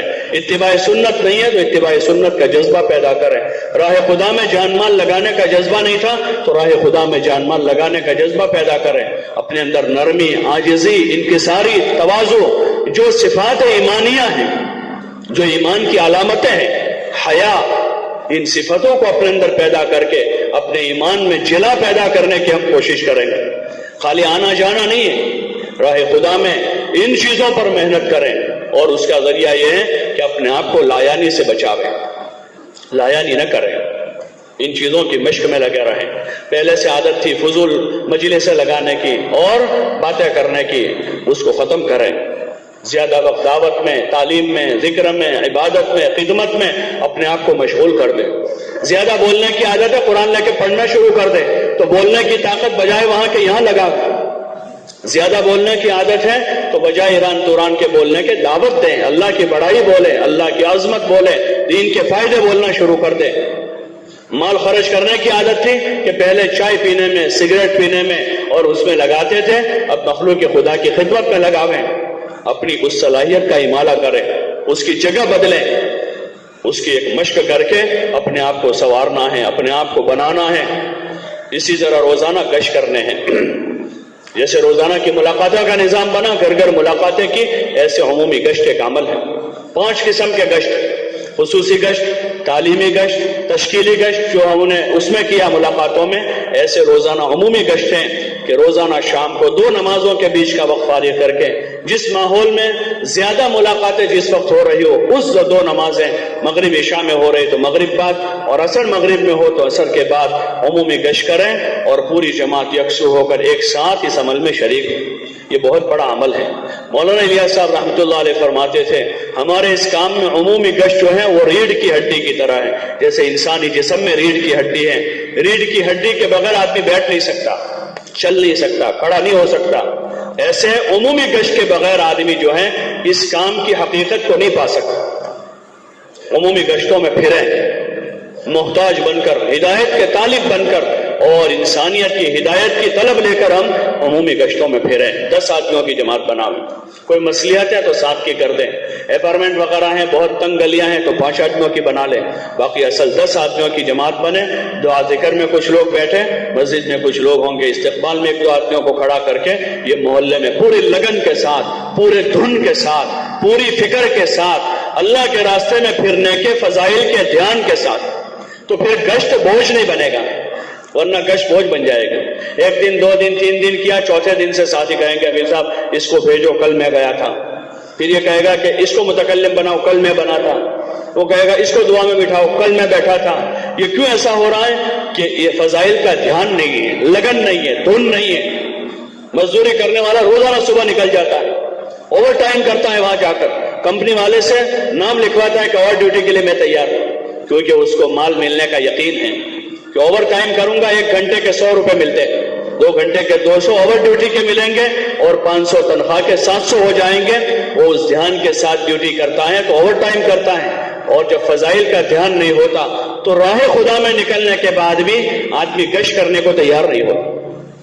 اس لیے فضائل کے دھیان کے ساتھ کریں اور امت کی ہمدردی لے کر جاویں، اپنی نظروں کی حفاظت کے ساتھ ذکر فکر کے ساتھ چلیں، لوگوں کو نقد تیار کر کے لاویں، عمومی گشت میں نقد تیار کر کے لانا، ایک فکر نیت لے کر جاویں کہ نقد لے کر آئے گا، اور پھر لوگوں کو لا کر اب ان کو اعمال میں مشغول کریں۔ پھر اگلی نماز کے بعد جو بیان ہو تو پوری جماعت اس مجمع میں پھیل کر بیٹھے، تاکہ متکلم بات کرنے والا 6 صفات کی روشنی میں فضائل کو بتا کر اس مجمع کو تیار کرے گا تو ہم ان کو تیار کرنے میں مددگار بنیں گے اور ان کو بھی تیار کریں۔ پھر نقد جماعت وصول کریں، دن بھر محنت کی ہے، اب شام کو گشت کیا، پھر کچھ لوگ تیار ہو گئے تو انشاءاللہ ہر دوسرے دن 1 دن محنت کریں گے، دوسرے دن 4 مہینے کی چلے کی نقد جماعتیں روانہ ہو جائے گی۔ اس لیے ہر جانے والی جماعت 4 مہینے والے بھی چلے والے بھی یہ طے کرے کہ انشاءاللہ ہر 1 دن محنت کر کے دوسرے دن چلے 4 مہینے کی نقد جماعتیں ہر بستی سے روانہ کریں گے انشاءاللہ۔ اور 3 دن جو ہمارے ساتھی لگاتے ہیں، 3 دن جانے والی ہماری جماعتیں، وہ یہ طے کریں کہ ہمیں بھی پوری ترتیب کے ساتھ اپنے 72 گھنٹے پورے لگانے ہیں، اور جن بستیوں میں جائیں گے وہاں سے بھی پورے 72 گھنٹے کے لیے نقد جماعتیں وصول کریں گے انشاءاللہ۔ یہ اس محنت میں کام ہے، نکلنا دوسروں کو نکالنا۔ مولانا یوسف صاحب رحمۃ اللہ علیہ فرماتے تھے کہ قوت استنفار پیدا کریں، اس کو بڑھاویں، قوت استنفار کو، یعنی نکلیں اور دوسرے اللہ کے بندوں کو راہ خدا میں نکلنے کے لیے تیار کریں، تاکہ زیادہ سے زیادہ لوگ حرکت کریں دنیا میں اللہ کے لیے۔ جب زیادہ لوگوں کی حرکت ہوگی اللہ کے لیے تو پھر ان کی حرکت، محنت، مجاہدوں کو اللہ قبول کر کے آسمان سے ہدایت کے دروازے کھول دے گا اور انسانیت کو ہدایت ملے گی۔ اس لیے ہر جماعت طے کرے کہ نقد جماعتیں بنائیں گے، اور پھر ان کو بھی پوری بات سمجھاویں کہ یہ نکلنا صرف نکلنے کے لیے نہیں ہے، یہ جو باتیں عرض کی جا رہی ہیں، دعوت، تعلیم، ذکر، عبادت، خدمت، پھر اس کا طریقہ کہ دعوت دینے کا کیا طریقہ ہے، یہ 5 گشتوں کے راستے سے دعوت ہوگی، فضائل کے حلقے اور انفرادی سیکھنے سکھانے کے ذریعے سے تعلیم و تعلم ہوگا، 5 وقت کی فرض نمازیں، نوافل، ذکر، تسبیح، معمولات اور تلاوت کے راستے سے ذکر و عبادت ہوگا، اور چوتھا کام ہمارا خدمت کا کام ہے کہ روزانہ صبح شام ہم خدمت کرنے کی نیت سے چلیں کہ ہم خادم ہیں۔ خدمت بہت بڑا عمل ہے۔ انبیاء علیہ السلام نے اپنی خود خدمت کی، اپنے گھر والوں کی خدمت کی، اپنی قوم کی خدمت کی، اپنی امتوں کی خدمت کی۔ خدمت بہت بڑا کام ہے۔ اپنی جان اور اپنے مال سے خدمت کرنا یہ سب سے بڑا کمال ہے۔ چاہے آدمی کے پاس کم پیسہ ہے تو وہ اپنا تھوڑا پیسہ اپنی حضور کے اللہ کے بندوں پر، حضور کی امت پر لگاوے، اپنی جان اور اپنے مال سے خدمت کرے، کھانے کھلانے کے موقع پر کھلاوے، ذاتی خدمت کا موقع ہے تو ساتھ ہی کسی کا سامان اٹھا دیا، کوئی بیمار ہے تو ان کی خدمت کر دی، کوئی محتاج ہے، کوئی بوڑھا ہے، کوئی ضعیف ہے، کوئی کمزور ہے، کوئی مسافر ہے، راہ خدا میں اس کی مشق کرنی ہے۔ سب سے پہلے اپنی خدمت خود کریں۔ اپنی خدمت کرنا عیب کی چیز نہیں ہے، یہ کمال کی چیز ہے۔ اس وقت لوگ دوسروں سے کام لینے کو کمال سمجھتے ہیں کہ دوسروں سے کام کرواوے۔ کمال کی چیز یہ ہے کہ آدمی اپنا کام خود کرے۔ یہ آدمی کا ذاتی کمال ہے کہ اپنے سارے کام خود کر لیتا ہے، کہ وہ اپنے پیروں پر کھڑا ہے، کسی کا محتاج نہیں ہے۔ یہ کمال کی چیز ہے، اپنا کام خود کریں، پھر اپنی خدمت کرتے ہوئے دوسروں کی مدد کریں۔ کسی کو پانی پلا دیا، کسی کو کھانا کھلا دیا، کسی کو راحت پہنچا دی، کسی کے جوتے سیدھے کر دیا، کسی کا سامان اٹھا دیا۔ مسجد میں ہم جہاں ٹھہرے ہوئے ہیں مسجد کی صفائی کر دی، اس کی نالیاں صاف کر دی، وضو خانے صاف کر دیے، پیشاب خانے صاف کر دیے۔ کوئی پبلک سٹینڈ پر کوئی اس طرح کا وضو خانہ ہے، کوئی بیت الخلا ہے، گندا تھا تو ہم نے صاف کر دیا۔ عام متن دیکھتے ہیں مسجد کے پیشاب خانے، وضو خانے، بیت الخلا بہت گندے ہوتے ہیں، کہ گندگی ہر ایک کرتا ہے، صفائی کوئی نہیں کرتا. مسجد کے بیت الخلا میں پچکاریاں مارتے ہیں وہ تمباکو کھانے والے، اور سارے کونے اس کا خراب کر دیتے، صاف نہیں کرتے، گندا کرتے، الٹا کام کرتے. تعلیم شریعت نے یہ دی تھی کہ ہر آدمی صاف صفائی کا اہتمام کرے، اپنے آپ کو صاف رکھے، اپنے ماحول کو صاف رکھے، اپنے گھر کو صاف رکھے، اپنے آنگنوں کو صاف رکھے. تو خدمت کرنے کے بجائے الٹا مصیبت بنے ہوئے. حالانکہ تعلیم یہ ہے کہ صفائی کریں. کہیں کچرا دیکھا تو اس کو اٹھا لیں، اس کے فضائل بتائیں، کہ مسجد میں کچرا اٹھانے کی فضیلت بتائیں کہ جنت کی حور کی مہر ادا ہو جائے گی. اس اتنی فضیلت بتائی کہ مسجد کو صاف کیا ہے. عموماً دیکھتے ہیں کہ مسجد کو گندا کرنے والے زیادہ ہوتے ہیں، صاف کرنے والے کم ہوتے ہیں. اس راستے میں نکل کر یہ مشق ہے کہ ہم صفائی کے عادی بنیں، پاکی کے عادی بنیں، خدمت کے عادی بنیں. جہاں جائیں کچرا اٹھاویں، جہاں جائیں گے وہاں سے کچرا اٹھائیں گے، صفائی کریں گے. یہ حضور علیہ الصلوۃ والسلام کی معاشرت ہے. آپ نے یہ تعلیم دی ہے. صحابہ سے کہا اپنے آنگنوں کو گندا نہ رکھو، یہودیوں کی طرح صاف ستھرا رکھو. آپ نے جسم کو پاک رکھنے کا حکم دیا کہ غسل کریں، اچھی طرح سے وضو کریں. وضو میں اسباغ وضو کا حکم دیا. پھر وضو کے آداب بتائے جس میں ہاتھوں کی انگلیوں کا خلال ہے، کانوں کا مسح ہے، پیروں کی انگلیوں کا خلال ہے، داڑھی کا خلال کرنے کا طریقہ، سر کا مسح کے بتایا تاکہ پورا جسم صاف ستھرا رہے، کوئی آدمی گندا نہ رہے. یہ اسلامی مزاج کے خلاف ہے کہ آدمی گندا رہے اور کہے کہ ہم تو بہت سادگی والے ہیں، ہم کو ایسا ویسا سب پسند نہیں ہے. گندگی پسند ہے، ان کو گندا رہنا پسند ہے کیونکہ ہم تو سادگی والے ہیں. سادگی اس کا نام نہیں ہے، یہ تو سستی ہے. راہ خدا میں نکل کر صاف ستھرے رہیں، کپڑے اچھے پہنے. رنگین کپڑے اس لیے نہ لے جائے کہ ہفتے میں ایک مرتبہ بدلیں گے، کہ رنگین کپڑے پہن لے جمعہ سے جمعہ، اب اندر بدبو آ رہی کپڑوں میں، صف میں کھڑے ہیں کہ کوئی ہمارے پاس کھڑا رہے گا؟ ہم کسی کے پاس ملاقات میں جائے گا کوئی بات سنے گا ہماری؟ کہ ٹوپی پر پورا نقشہ بنا ہوا ہے کہ گندی میلی ٹوپی ہے اور کپڑے گندے ہیں، اور مسواک نہیں کی تو منہ میں سے بدبو آ رہی ہے، پان کھائے ہوئے ہیں، تمباکو کھائے ہوئے ہیں، چائے پیے ہوئے ہیں اور دانت کالے کالے ہو چکے ہیں. تو یہ مزاج اسلامی مزاج نہیں ہے. حضور علیہ السلام نے پاکی کی تعلیم دی، صفائی کی تعلیم دی ہے. پاک رہنا بھی سکھایا ہے، صاف رہنا بھی سکھایا ہے. خود آپ علیہ الصلوۃ والسلام اتنا اہتمام فرماتے تھے، آپ اتنا اہتمام فرماتے تھے، باوجود یہ کہ آپ کے جسم میں اطہر سے نکلنے والا جو پسینہ تھا اس کی خوشبو مشک کی خوشبو سے زیادہ ہوتی تھی، پھر بھی آپ علیہ الصلوۃ والسلام عمدہ خوشبو استعمال کرتے تھے. یہ ایسا نہیں واپرتے تھے.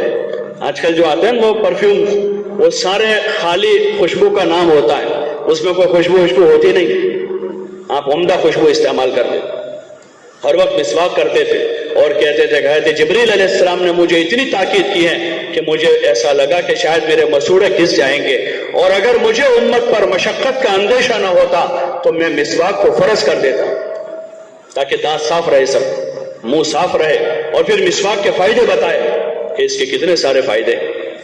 مسواک کی پابندی کرنی چاہیے، جماعت میں جا کر اس کی مشق کرتے رہے تاکہ ہمیشہ اس کی پابندی ہو جائے. دانت صاف کرنے کا سب سے مؤثر ذریعہ وہی ہے، مسواک ہے، کہ اچھی طرح سے مسواک کی، یہ نہیں 2 مرتبہ گھما کے رکھ دی جیب میں خالی، بلکہ اچھی طرح سے دانتوں کو صاف کیا جائے مسواک سے. اس سے دانت مضبوط ہوتے ہیں، مسوڑوں کو قوت ملتی ہے، منہ میں خوشبو پیدا ہوتے ہیں، حافظہ قوی ہوتا ہے. اور ایک فائدہ بتائے کہ موت کے وقت کلمہ نصیب ہوگا. یہ اس کے فوائد ہیں. صاف ستھرے رہیں، سر میں تیل ڈالیں، سر میں پابندی سے تیل ڈالیں. دوسرے حضور علیہ السلام ہر دوسرے دن تیل ڈالتے تھے، اور علماء نے لکھا کتنا تیل ڈالتے تھے سر میں کہ ٹوپی کے نیچے کپڑا رکھنا پڑتا تھا.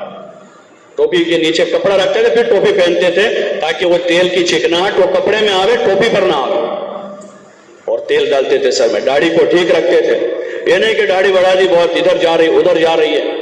داڑھی کو ٹھیک کریں، لیکن اتنا ٹھیک نہ کر دیں کہ پھر وہ داڑھی نہ رہے. کہ بہت سے لوگ ہر جمعرات کو جا کر جمعہ کو بیٹھتے ہیں نا جام کے وہاں، تو وہ اتنی ٹھیک کر دیتے کہ وہ داڑھی نہیں رہتی ہے. ایک مشت سب جگہ سے رکھنا واجب ہے. داڑھی کو ٹھیک کریں، سر میں تیل ڈالیں، اچھے صاف ستھرے کپڑے پہنیں. نئے کپڑے پہننا ضروری نہیں ہے. عید کے دن، جمعہ کے دن بھی نئے کپڑے پہننا ضروری نہیں ہے. سنت صاف ستھرے جو کپڑے ہمارے پاس اچھے ہیں وہ پہننا سنت ہے. صاف ستھرے کپڑے ہوں اور صاف ستھرے رہیں، سامان ہمارا ٹھیک ٹھاک ہو، مسجد میں ہے مسجد کو صاف رکھیں، کام سیٹ ہمارا ہے اس کو صاف رکھیں، جو کمرے بنتے ہیں خدمت کے جہاں کھانا پکاتے ہیں کھاتے ہیں ان کمروں کو صاف رکھیں، دسترخوان ہمارے صاف ستھرے ہوں۔ یہ اسلامی مزاج ہے، یہ تعلیم ہے۔ ہاں یعنی گندہ رہنے کا نام سادگی نہیں ہے، وہ سستی ہے، اس لیے اس کی مشق کریں، یہاں رہنے والے بھی اس کی مشق کریں۔ ایک نظام زندگی ہے اس کو سیکھیں، ہم نظام زندگی ہے اس نظام کے تحت ہماری زندگی ہو، اپنے بچوں کی اسی ترتیب پر تربیت ہو تاکہ ایک صحیح زندگی جس کو دین کہتے ہیں وہ زندگی وجود میں آ جائے۔ اس کے لیے ان چاروں کاموں کو پابندی سے کرنا ہے اور ان 5 گشتوں کی پابندی کرنی ہے۔ لایانی سے اپنے آپ کو بچاویں، فضولیات سے بچاویں، فضول خرچی سے بچاویں۔ فضول خرچی کی اجازت نہیں ہمارے دین میں۔ ہاں خیرات کرنے کے لیے آدمی لاکھوں روپے لگاوے اس کا ثواب ملے گا، لیکن اپنی ذات کے لیے ضرورت سے زائد خرچہ کرنے کی اجازت نہیں ہے، اس سے روکا ہے۔ فضول خرچی نہ کریں، اسراف نہ کریں، کسی کی کوئی چیز بغیر اجازت استعمال نہ کریں، اس سے منع کیا ہے۔ اور سوال نہ کریں، کسی سے بھی مانگے نہیں، اپنی حاجتوں کو چھپاویں، اللہ سے کہیں جو ضروریات ہے وہ ساتھ لے کر چلیں۔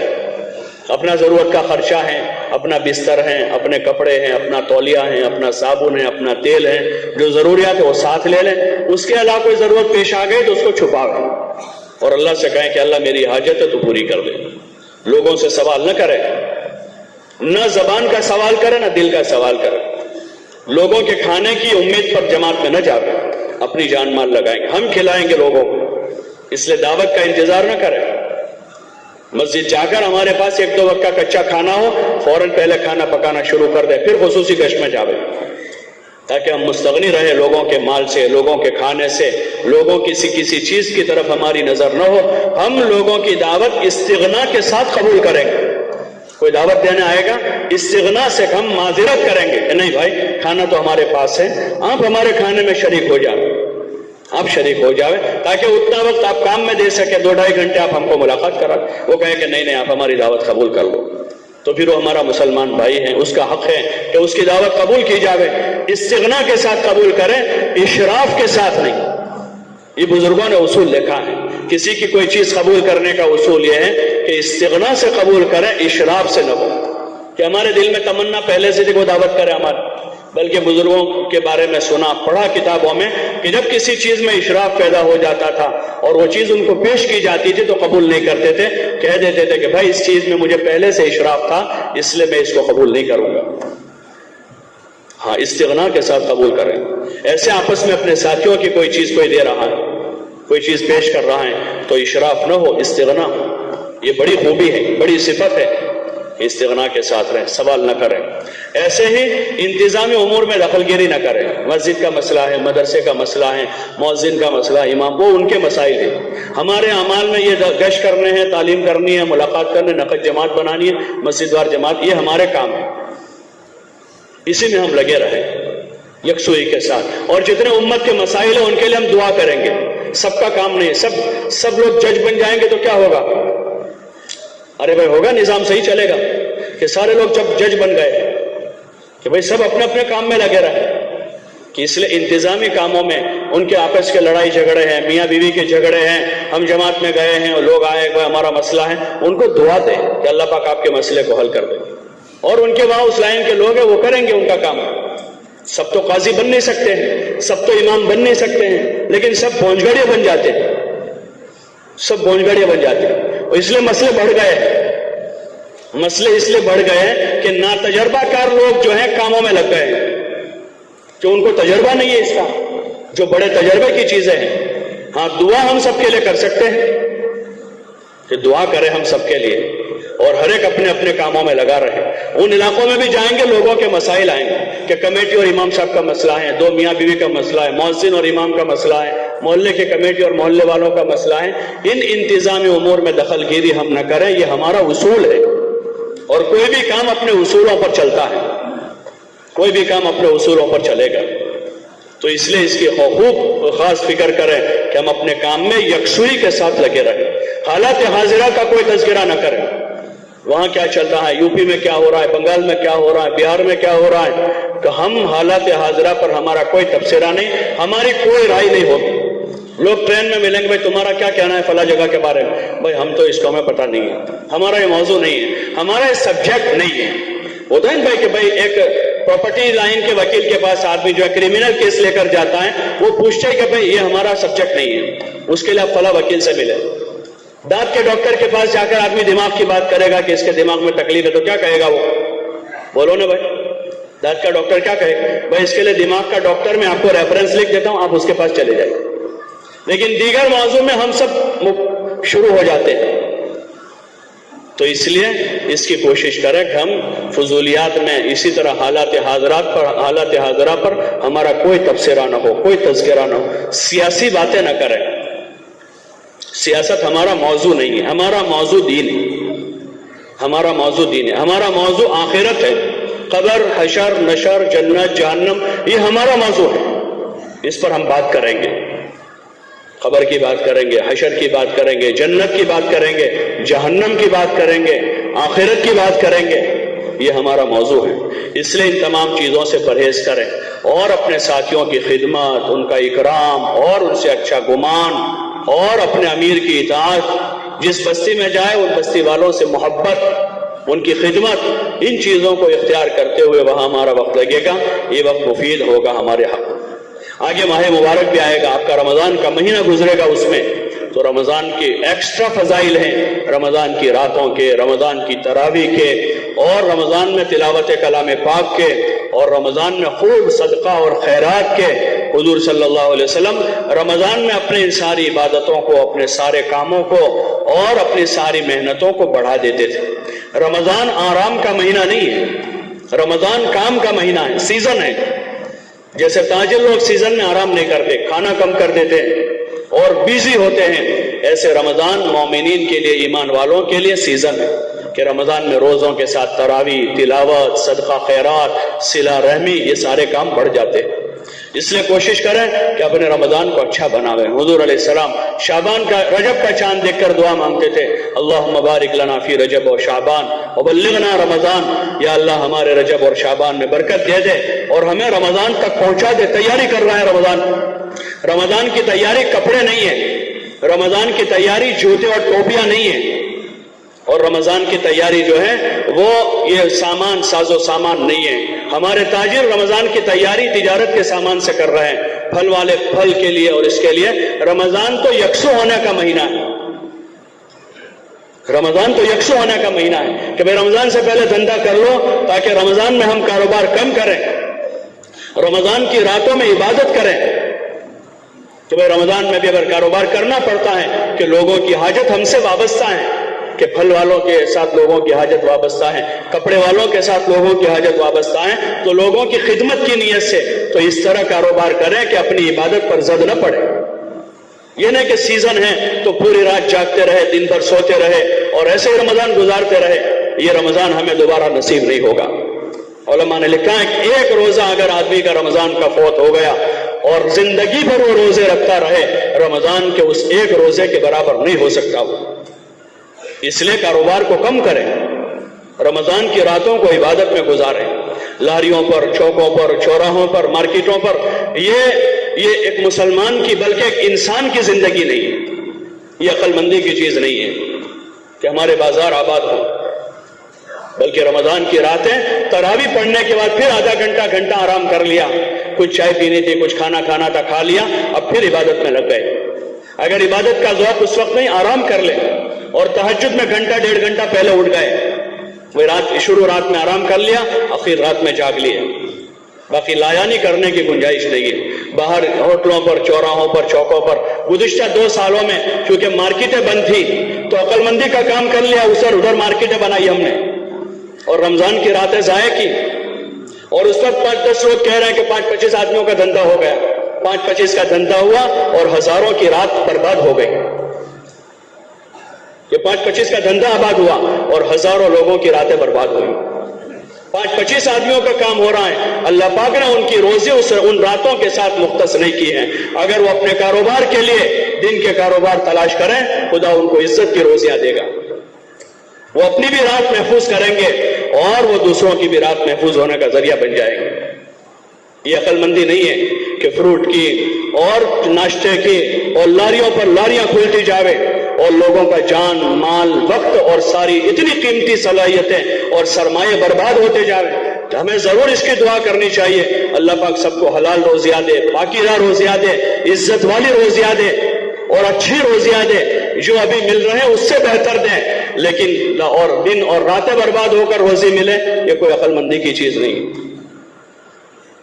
اس لیے گزارش ہے، کاروبار والوں سے بھی گزارش ہے، وہ اپنے کاروبار کا ایسا نظام بناوے کہ وہ اپنے روزے اچھی طرح رکھ سکے، کہ روزے اچھی طرح سے رکھ سکے، وہ کچھ ایک دو پارے تلاوت کر سکے، رمضان کی راتوں میں وہ تہجد پڑھ سکے، ورنہ ان کے زندگی کے 20 رمضان 25 رمضان میدان محشر میں کھلیں گے، ان کے رمضان اور ان کے رمضان صفر نکل رہے، یہ تو ان کے لیے بہت بڑا گھاٹا ہے۔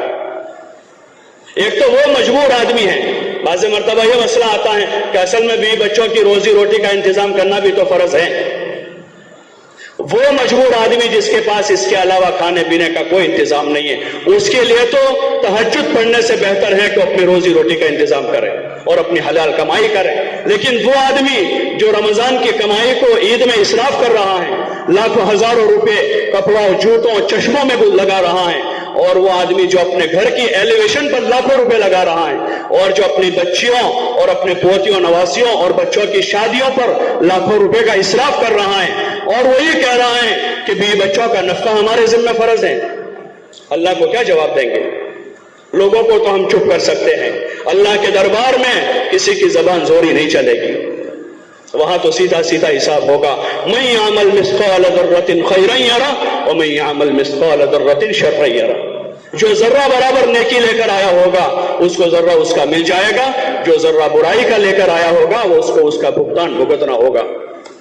اس لیے اپنے اوپر رحم کریں، یہ عقل مندی نہیں ہے، کاروبار مال بڑھانے کے لیے نہیں ہے، یہ اسلامی مزاج نہیں ہے کہ کاروبار مال بڑھانے کے لیے کیا جائے، یہ اسلامی مزاج نہیں ہے۔ اسلام میں تو خرچ کرنے کا حکم ہے، اور خرچ کرنے کے مصرف اللہ نے متعین کیا ہے، ہم کو طے کرنے کی ضرورت نہیں ہے، اسراف سے روکا ہے، شریعت کا یہ مزاج نہیں ہے، حضور علیہ السلام کی پسند نہیں ہے۔ آپ نے اپنے گھر میں ایک مرتبہ سفر میں تھے، آپ جب سفر سے واپس آئے تو آپ کے گھر کا جو حجرہ تھا اس کا حجرہ ٹاٹ کے پردوں کا تھا، جب واپس آئے تو امی جان نے کچی اینٹوں کی دیوار بنائی تھی اس پردے کی جگہ پر، حضور علیہ السلام نے دیکھا تو آپ نے پسند نہیں کیا، اور فرمایا کہ بدترین مال وہ ہے جو تعمیر میں خرچ کیا جائے۔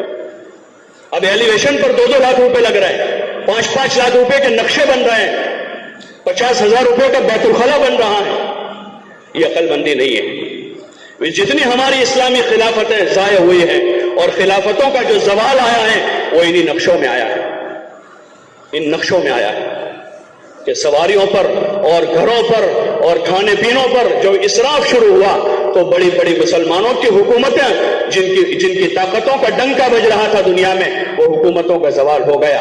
ترکی کی جو خلافت تھی دنیا میں اس کا عروج تھا، وہ خلافت ختم ہو گئی۔ حضرت مولانا علی میاں صاحب رحمۃ اللہ نے لکھا ہے کہ آج بھی ترکی کے ان خلفاء کے گھروں کی عورتوں کے جو زیورات اور ان کے سونے چاندی اور ہیرے جواہر کے جو زیورات ان کے میوزیم میں استنبول میں پڑے ہیں، اگر ترکی کسی دن دیوالیہ ہو جاوے اور وہ زیورات بیچ دیے جاوے تو پوری ترکی کا دیوالیہ ختم ہو جائے گا، اتنا قیمتی ذخیرہ وہاں پڑا ہے، لیکن ان کی خلافت ختم ہو گئی، مغلوں کی اتنی بڑی بڑی حکومتیں ختم ہو گئی۔ سادگی ہماری بنیاد ہے، سادگی ہماری بنیاد، یہ ہمارا فخر ہے کہ ہماری زندگی سادہ ہو، ہمارے کپڑے سادہ ہو، یہ ہمارے لئے فخر کی چیز ہے کہ ہمارے رسول امام الانبیاء والمرسلین حضرت محمد صلی اللہ علیہ وسلم کا طریقہ ہے۔ اس لیے عقل مندی نہیں ہے کہ عید میں 10 جوڑی کپڑے سلوائے جائیں اور پورا رمضان عید کی تیاریوں میں چلا جائے۔ رمضان کی تیاری تو یہ ہے کہ ہم دعا مانگ رہے ہیں اللہم سلمنا لرمضان وسلم رمضان لنا، یا اللہ رمضان کے حق میں ہمیں صحیح سالم کر دے، تندرست کر دے، اور رمضان کو ہمارے حق میں خوشگوار بنا دے تاکہ ہم روزے رکھ سکیں، تراویح پڑھ سکیں، تلاوت کر سکیں، غریبوں کی ہم خبرگیری کر سکیں، اپنا مال تیرے نام پر ہم لگا سکیں۔ اس کی تیاری کرنی چاہیے۔ رمضان سے پہلے اپنے کام کاج کو، اپنے کاروبار کو، اپنی ضروریات کو ایسا سمیٹ لیں کہ رمضان کا چاند دیکھتے ہی ہم رمضان کے اعمال میں مشغول ہو جائیں۔ اور پورا رمضان ہمارا جو ہے خیر و خوبی کے ساتھ گزرے، اللہ کی عبادت و اطاعت کے ساتھ گزرے، اچھی طرح روزے رکھیں، دعاؤں میں گزرے، غریبوں کی خبرگیری لینے میں کرنے میں گزرے، اپنے رشتہ داروں کے ساتھ صلہ رحمی کرنے میں گزرے، ماں باپ کی اور اپنے گھر والوں کی خدمت میں ہمارا رمضان گزرے، اور اللہ کے دین کی نسبت پر آنے والے جو تقاضے ہمارے پاس آتے ہیں مال کے لائن سے، اس میں فقراء ہیں، مساکین ہیں، اور دیگر جتنے سارے اس کے مصرف اللہ پاک نے بتائے، ان مصارف میں اپنا جان اور اپنا مال لگانے کی نیت سے اپنے رمضان کی تیاری کریں کہ ہمارا رمضان اس میں گزرے۔ لوگ بھی اسی طرح روزے رکھنے والے بنیں، جن کے روزوں کی عادت نہیں ان کو ابھی سے سمجھاویں، رمضان کی فضیلت بتاویں، جو گرمی کی وجہ سے نہیں رکھتے ان کو قیامت کی گرمی کا احساس دلاویں کہ اس کا جو بھگتان جہنم میں بھگتنا ہوگا وہ گرمی اور زیادہ سخت ہے۔ اللہ پاک نے یہی کہا تھا منافقوں کو کہ ان سے کہو کہ جہنم کی گرمی اس سے زیادہ سخت ہے۔ اس کے لیے گزارش ہے کہ اپنی محنت بڑھاویں، مسجد کی جماعت کے ساتھ مل کر گھر گھر کی ملاقاتوں میں نکلیں، ایک ایک بھائی سے مل لیں رمضان سے پہلے اور ان کو آمادہ کر لیں، دین کی محنت میں ان کو شریک کر لیں تاکہ وہ محنت کے راستے سے اپنے اعمال پر بڑھ جائیں۔ ایک ایک گھر جا کر ملاقاتیں کریں، آپس میں قطع تعلق کیا ہیں، خاندان کے بڑے ہیں، ذمہ دار ہیں، ابا کے ذمہ ہے کہ اولاد کے درمیان میں کوئی مسئلہ اس کو حل کریں، بھائیوں کے ذمہ ہے کہ بھائی بہنوں کے مسئلوں کو حل کریں آپس میں، اور صلہ رحمی کراویں آپس میں، تعلقات کو جوڑیں، قطع تعلق کیا ہے اس کو ختم کریں، اور اللہ کا واسطہ دیں، اللہ کا واسطہ دیں کہ بے اللہ کے لیے اپنی قطع تعلق ختم کریں، آپس میں جوڑ محبت کے ساتھ رہیں، اور آپس میں ایک دوسروں کی خدمت کریں، صلہ رحمی کریں۔ بوڑھے ماں باپ ہیں ان کی خدمت کا نظام بنائیں، ان کو ان کے گھر چھوڑ دیا، اب رمضان آ گیا تو بیٹا کہہ رہا ہے کہ میں تو صبح سے روزہ رکھتا ہوں، شام کو کام پر جاتا ہوں، میرے پاس وقت نہیں ہے۔ والدین کی خدمت اس کے ذمہ فرض ہے، اس کے ذمہ ضروری ہے کہ ماں باپ کو وقت دیں۔ بوڑھے ماں باپ ہیں، بوڑھے رشتہ دار ہیں، ان کی خیر خبر لیں، ان کے کھانے پینے کا، ان کی سحری افطاری کا کیا نظام ہے۔ ایسا نہ ہو کہ ہماری سخاوت سے ہزاروں کھا رہے ہو اور یہاں گھر میں ماں باپ بیچارے پریشان ہو، ان کی خبرگیری کریں۔ ایسا نہ ہو کہ ہماری زکوٰۃ سے مدرسے چل رہے ہوں اور یہاں بہن جو ہے وہ زکوٰۃ مانگنے نکلی ہو۔ پہلے اپنے قریب غریب رشتہ داروں کی خبرگیری کریں۔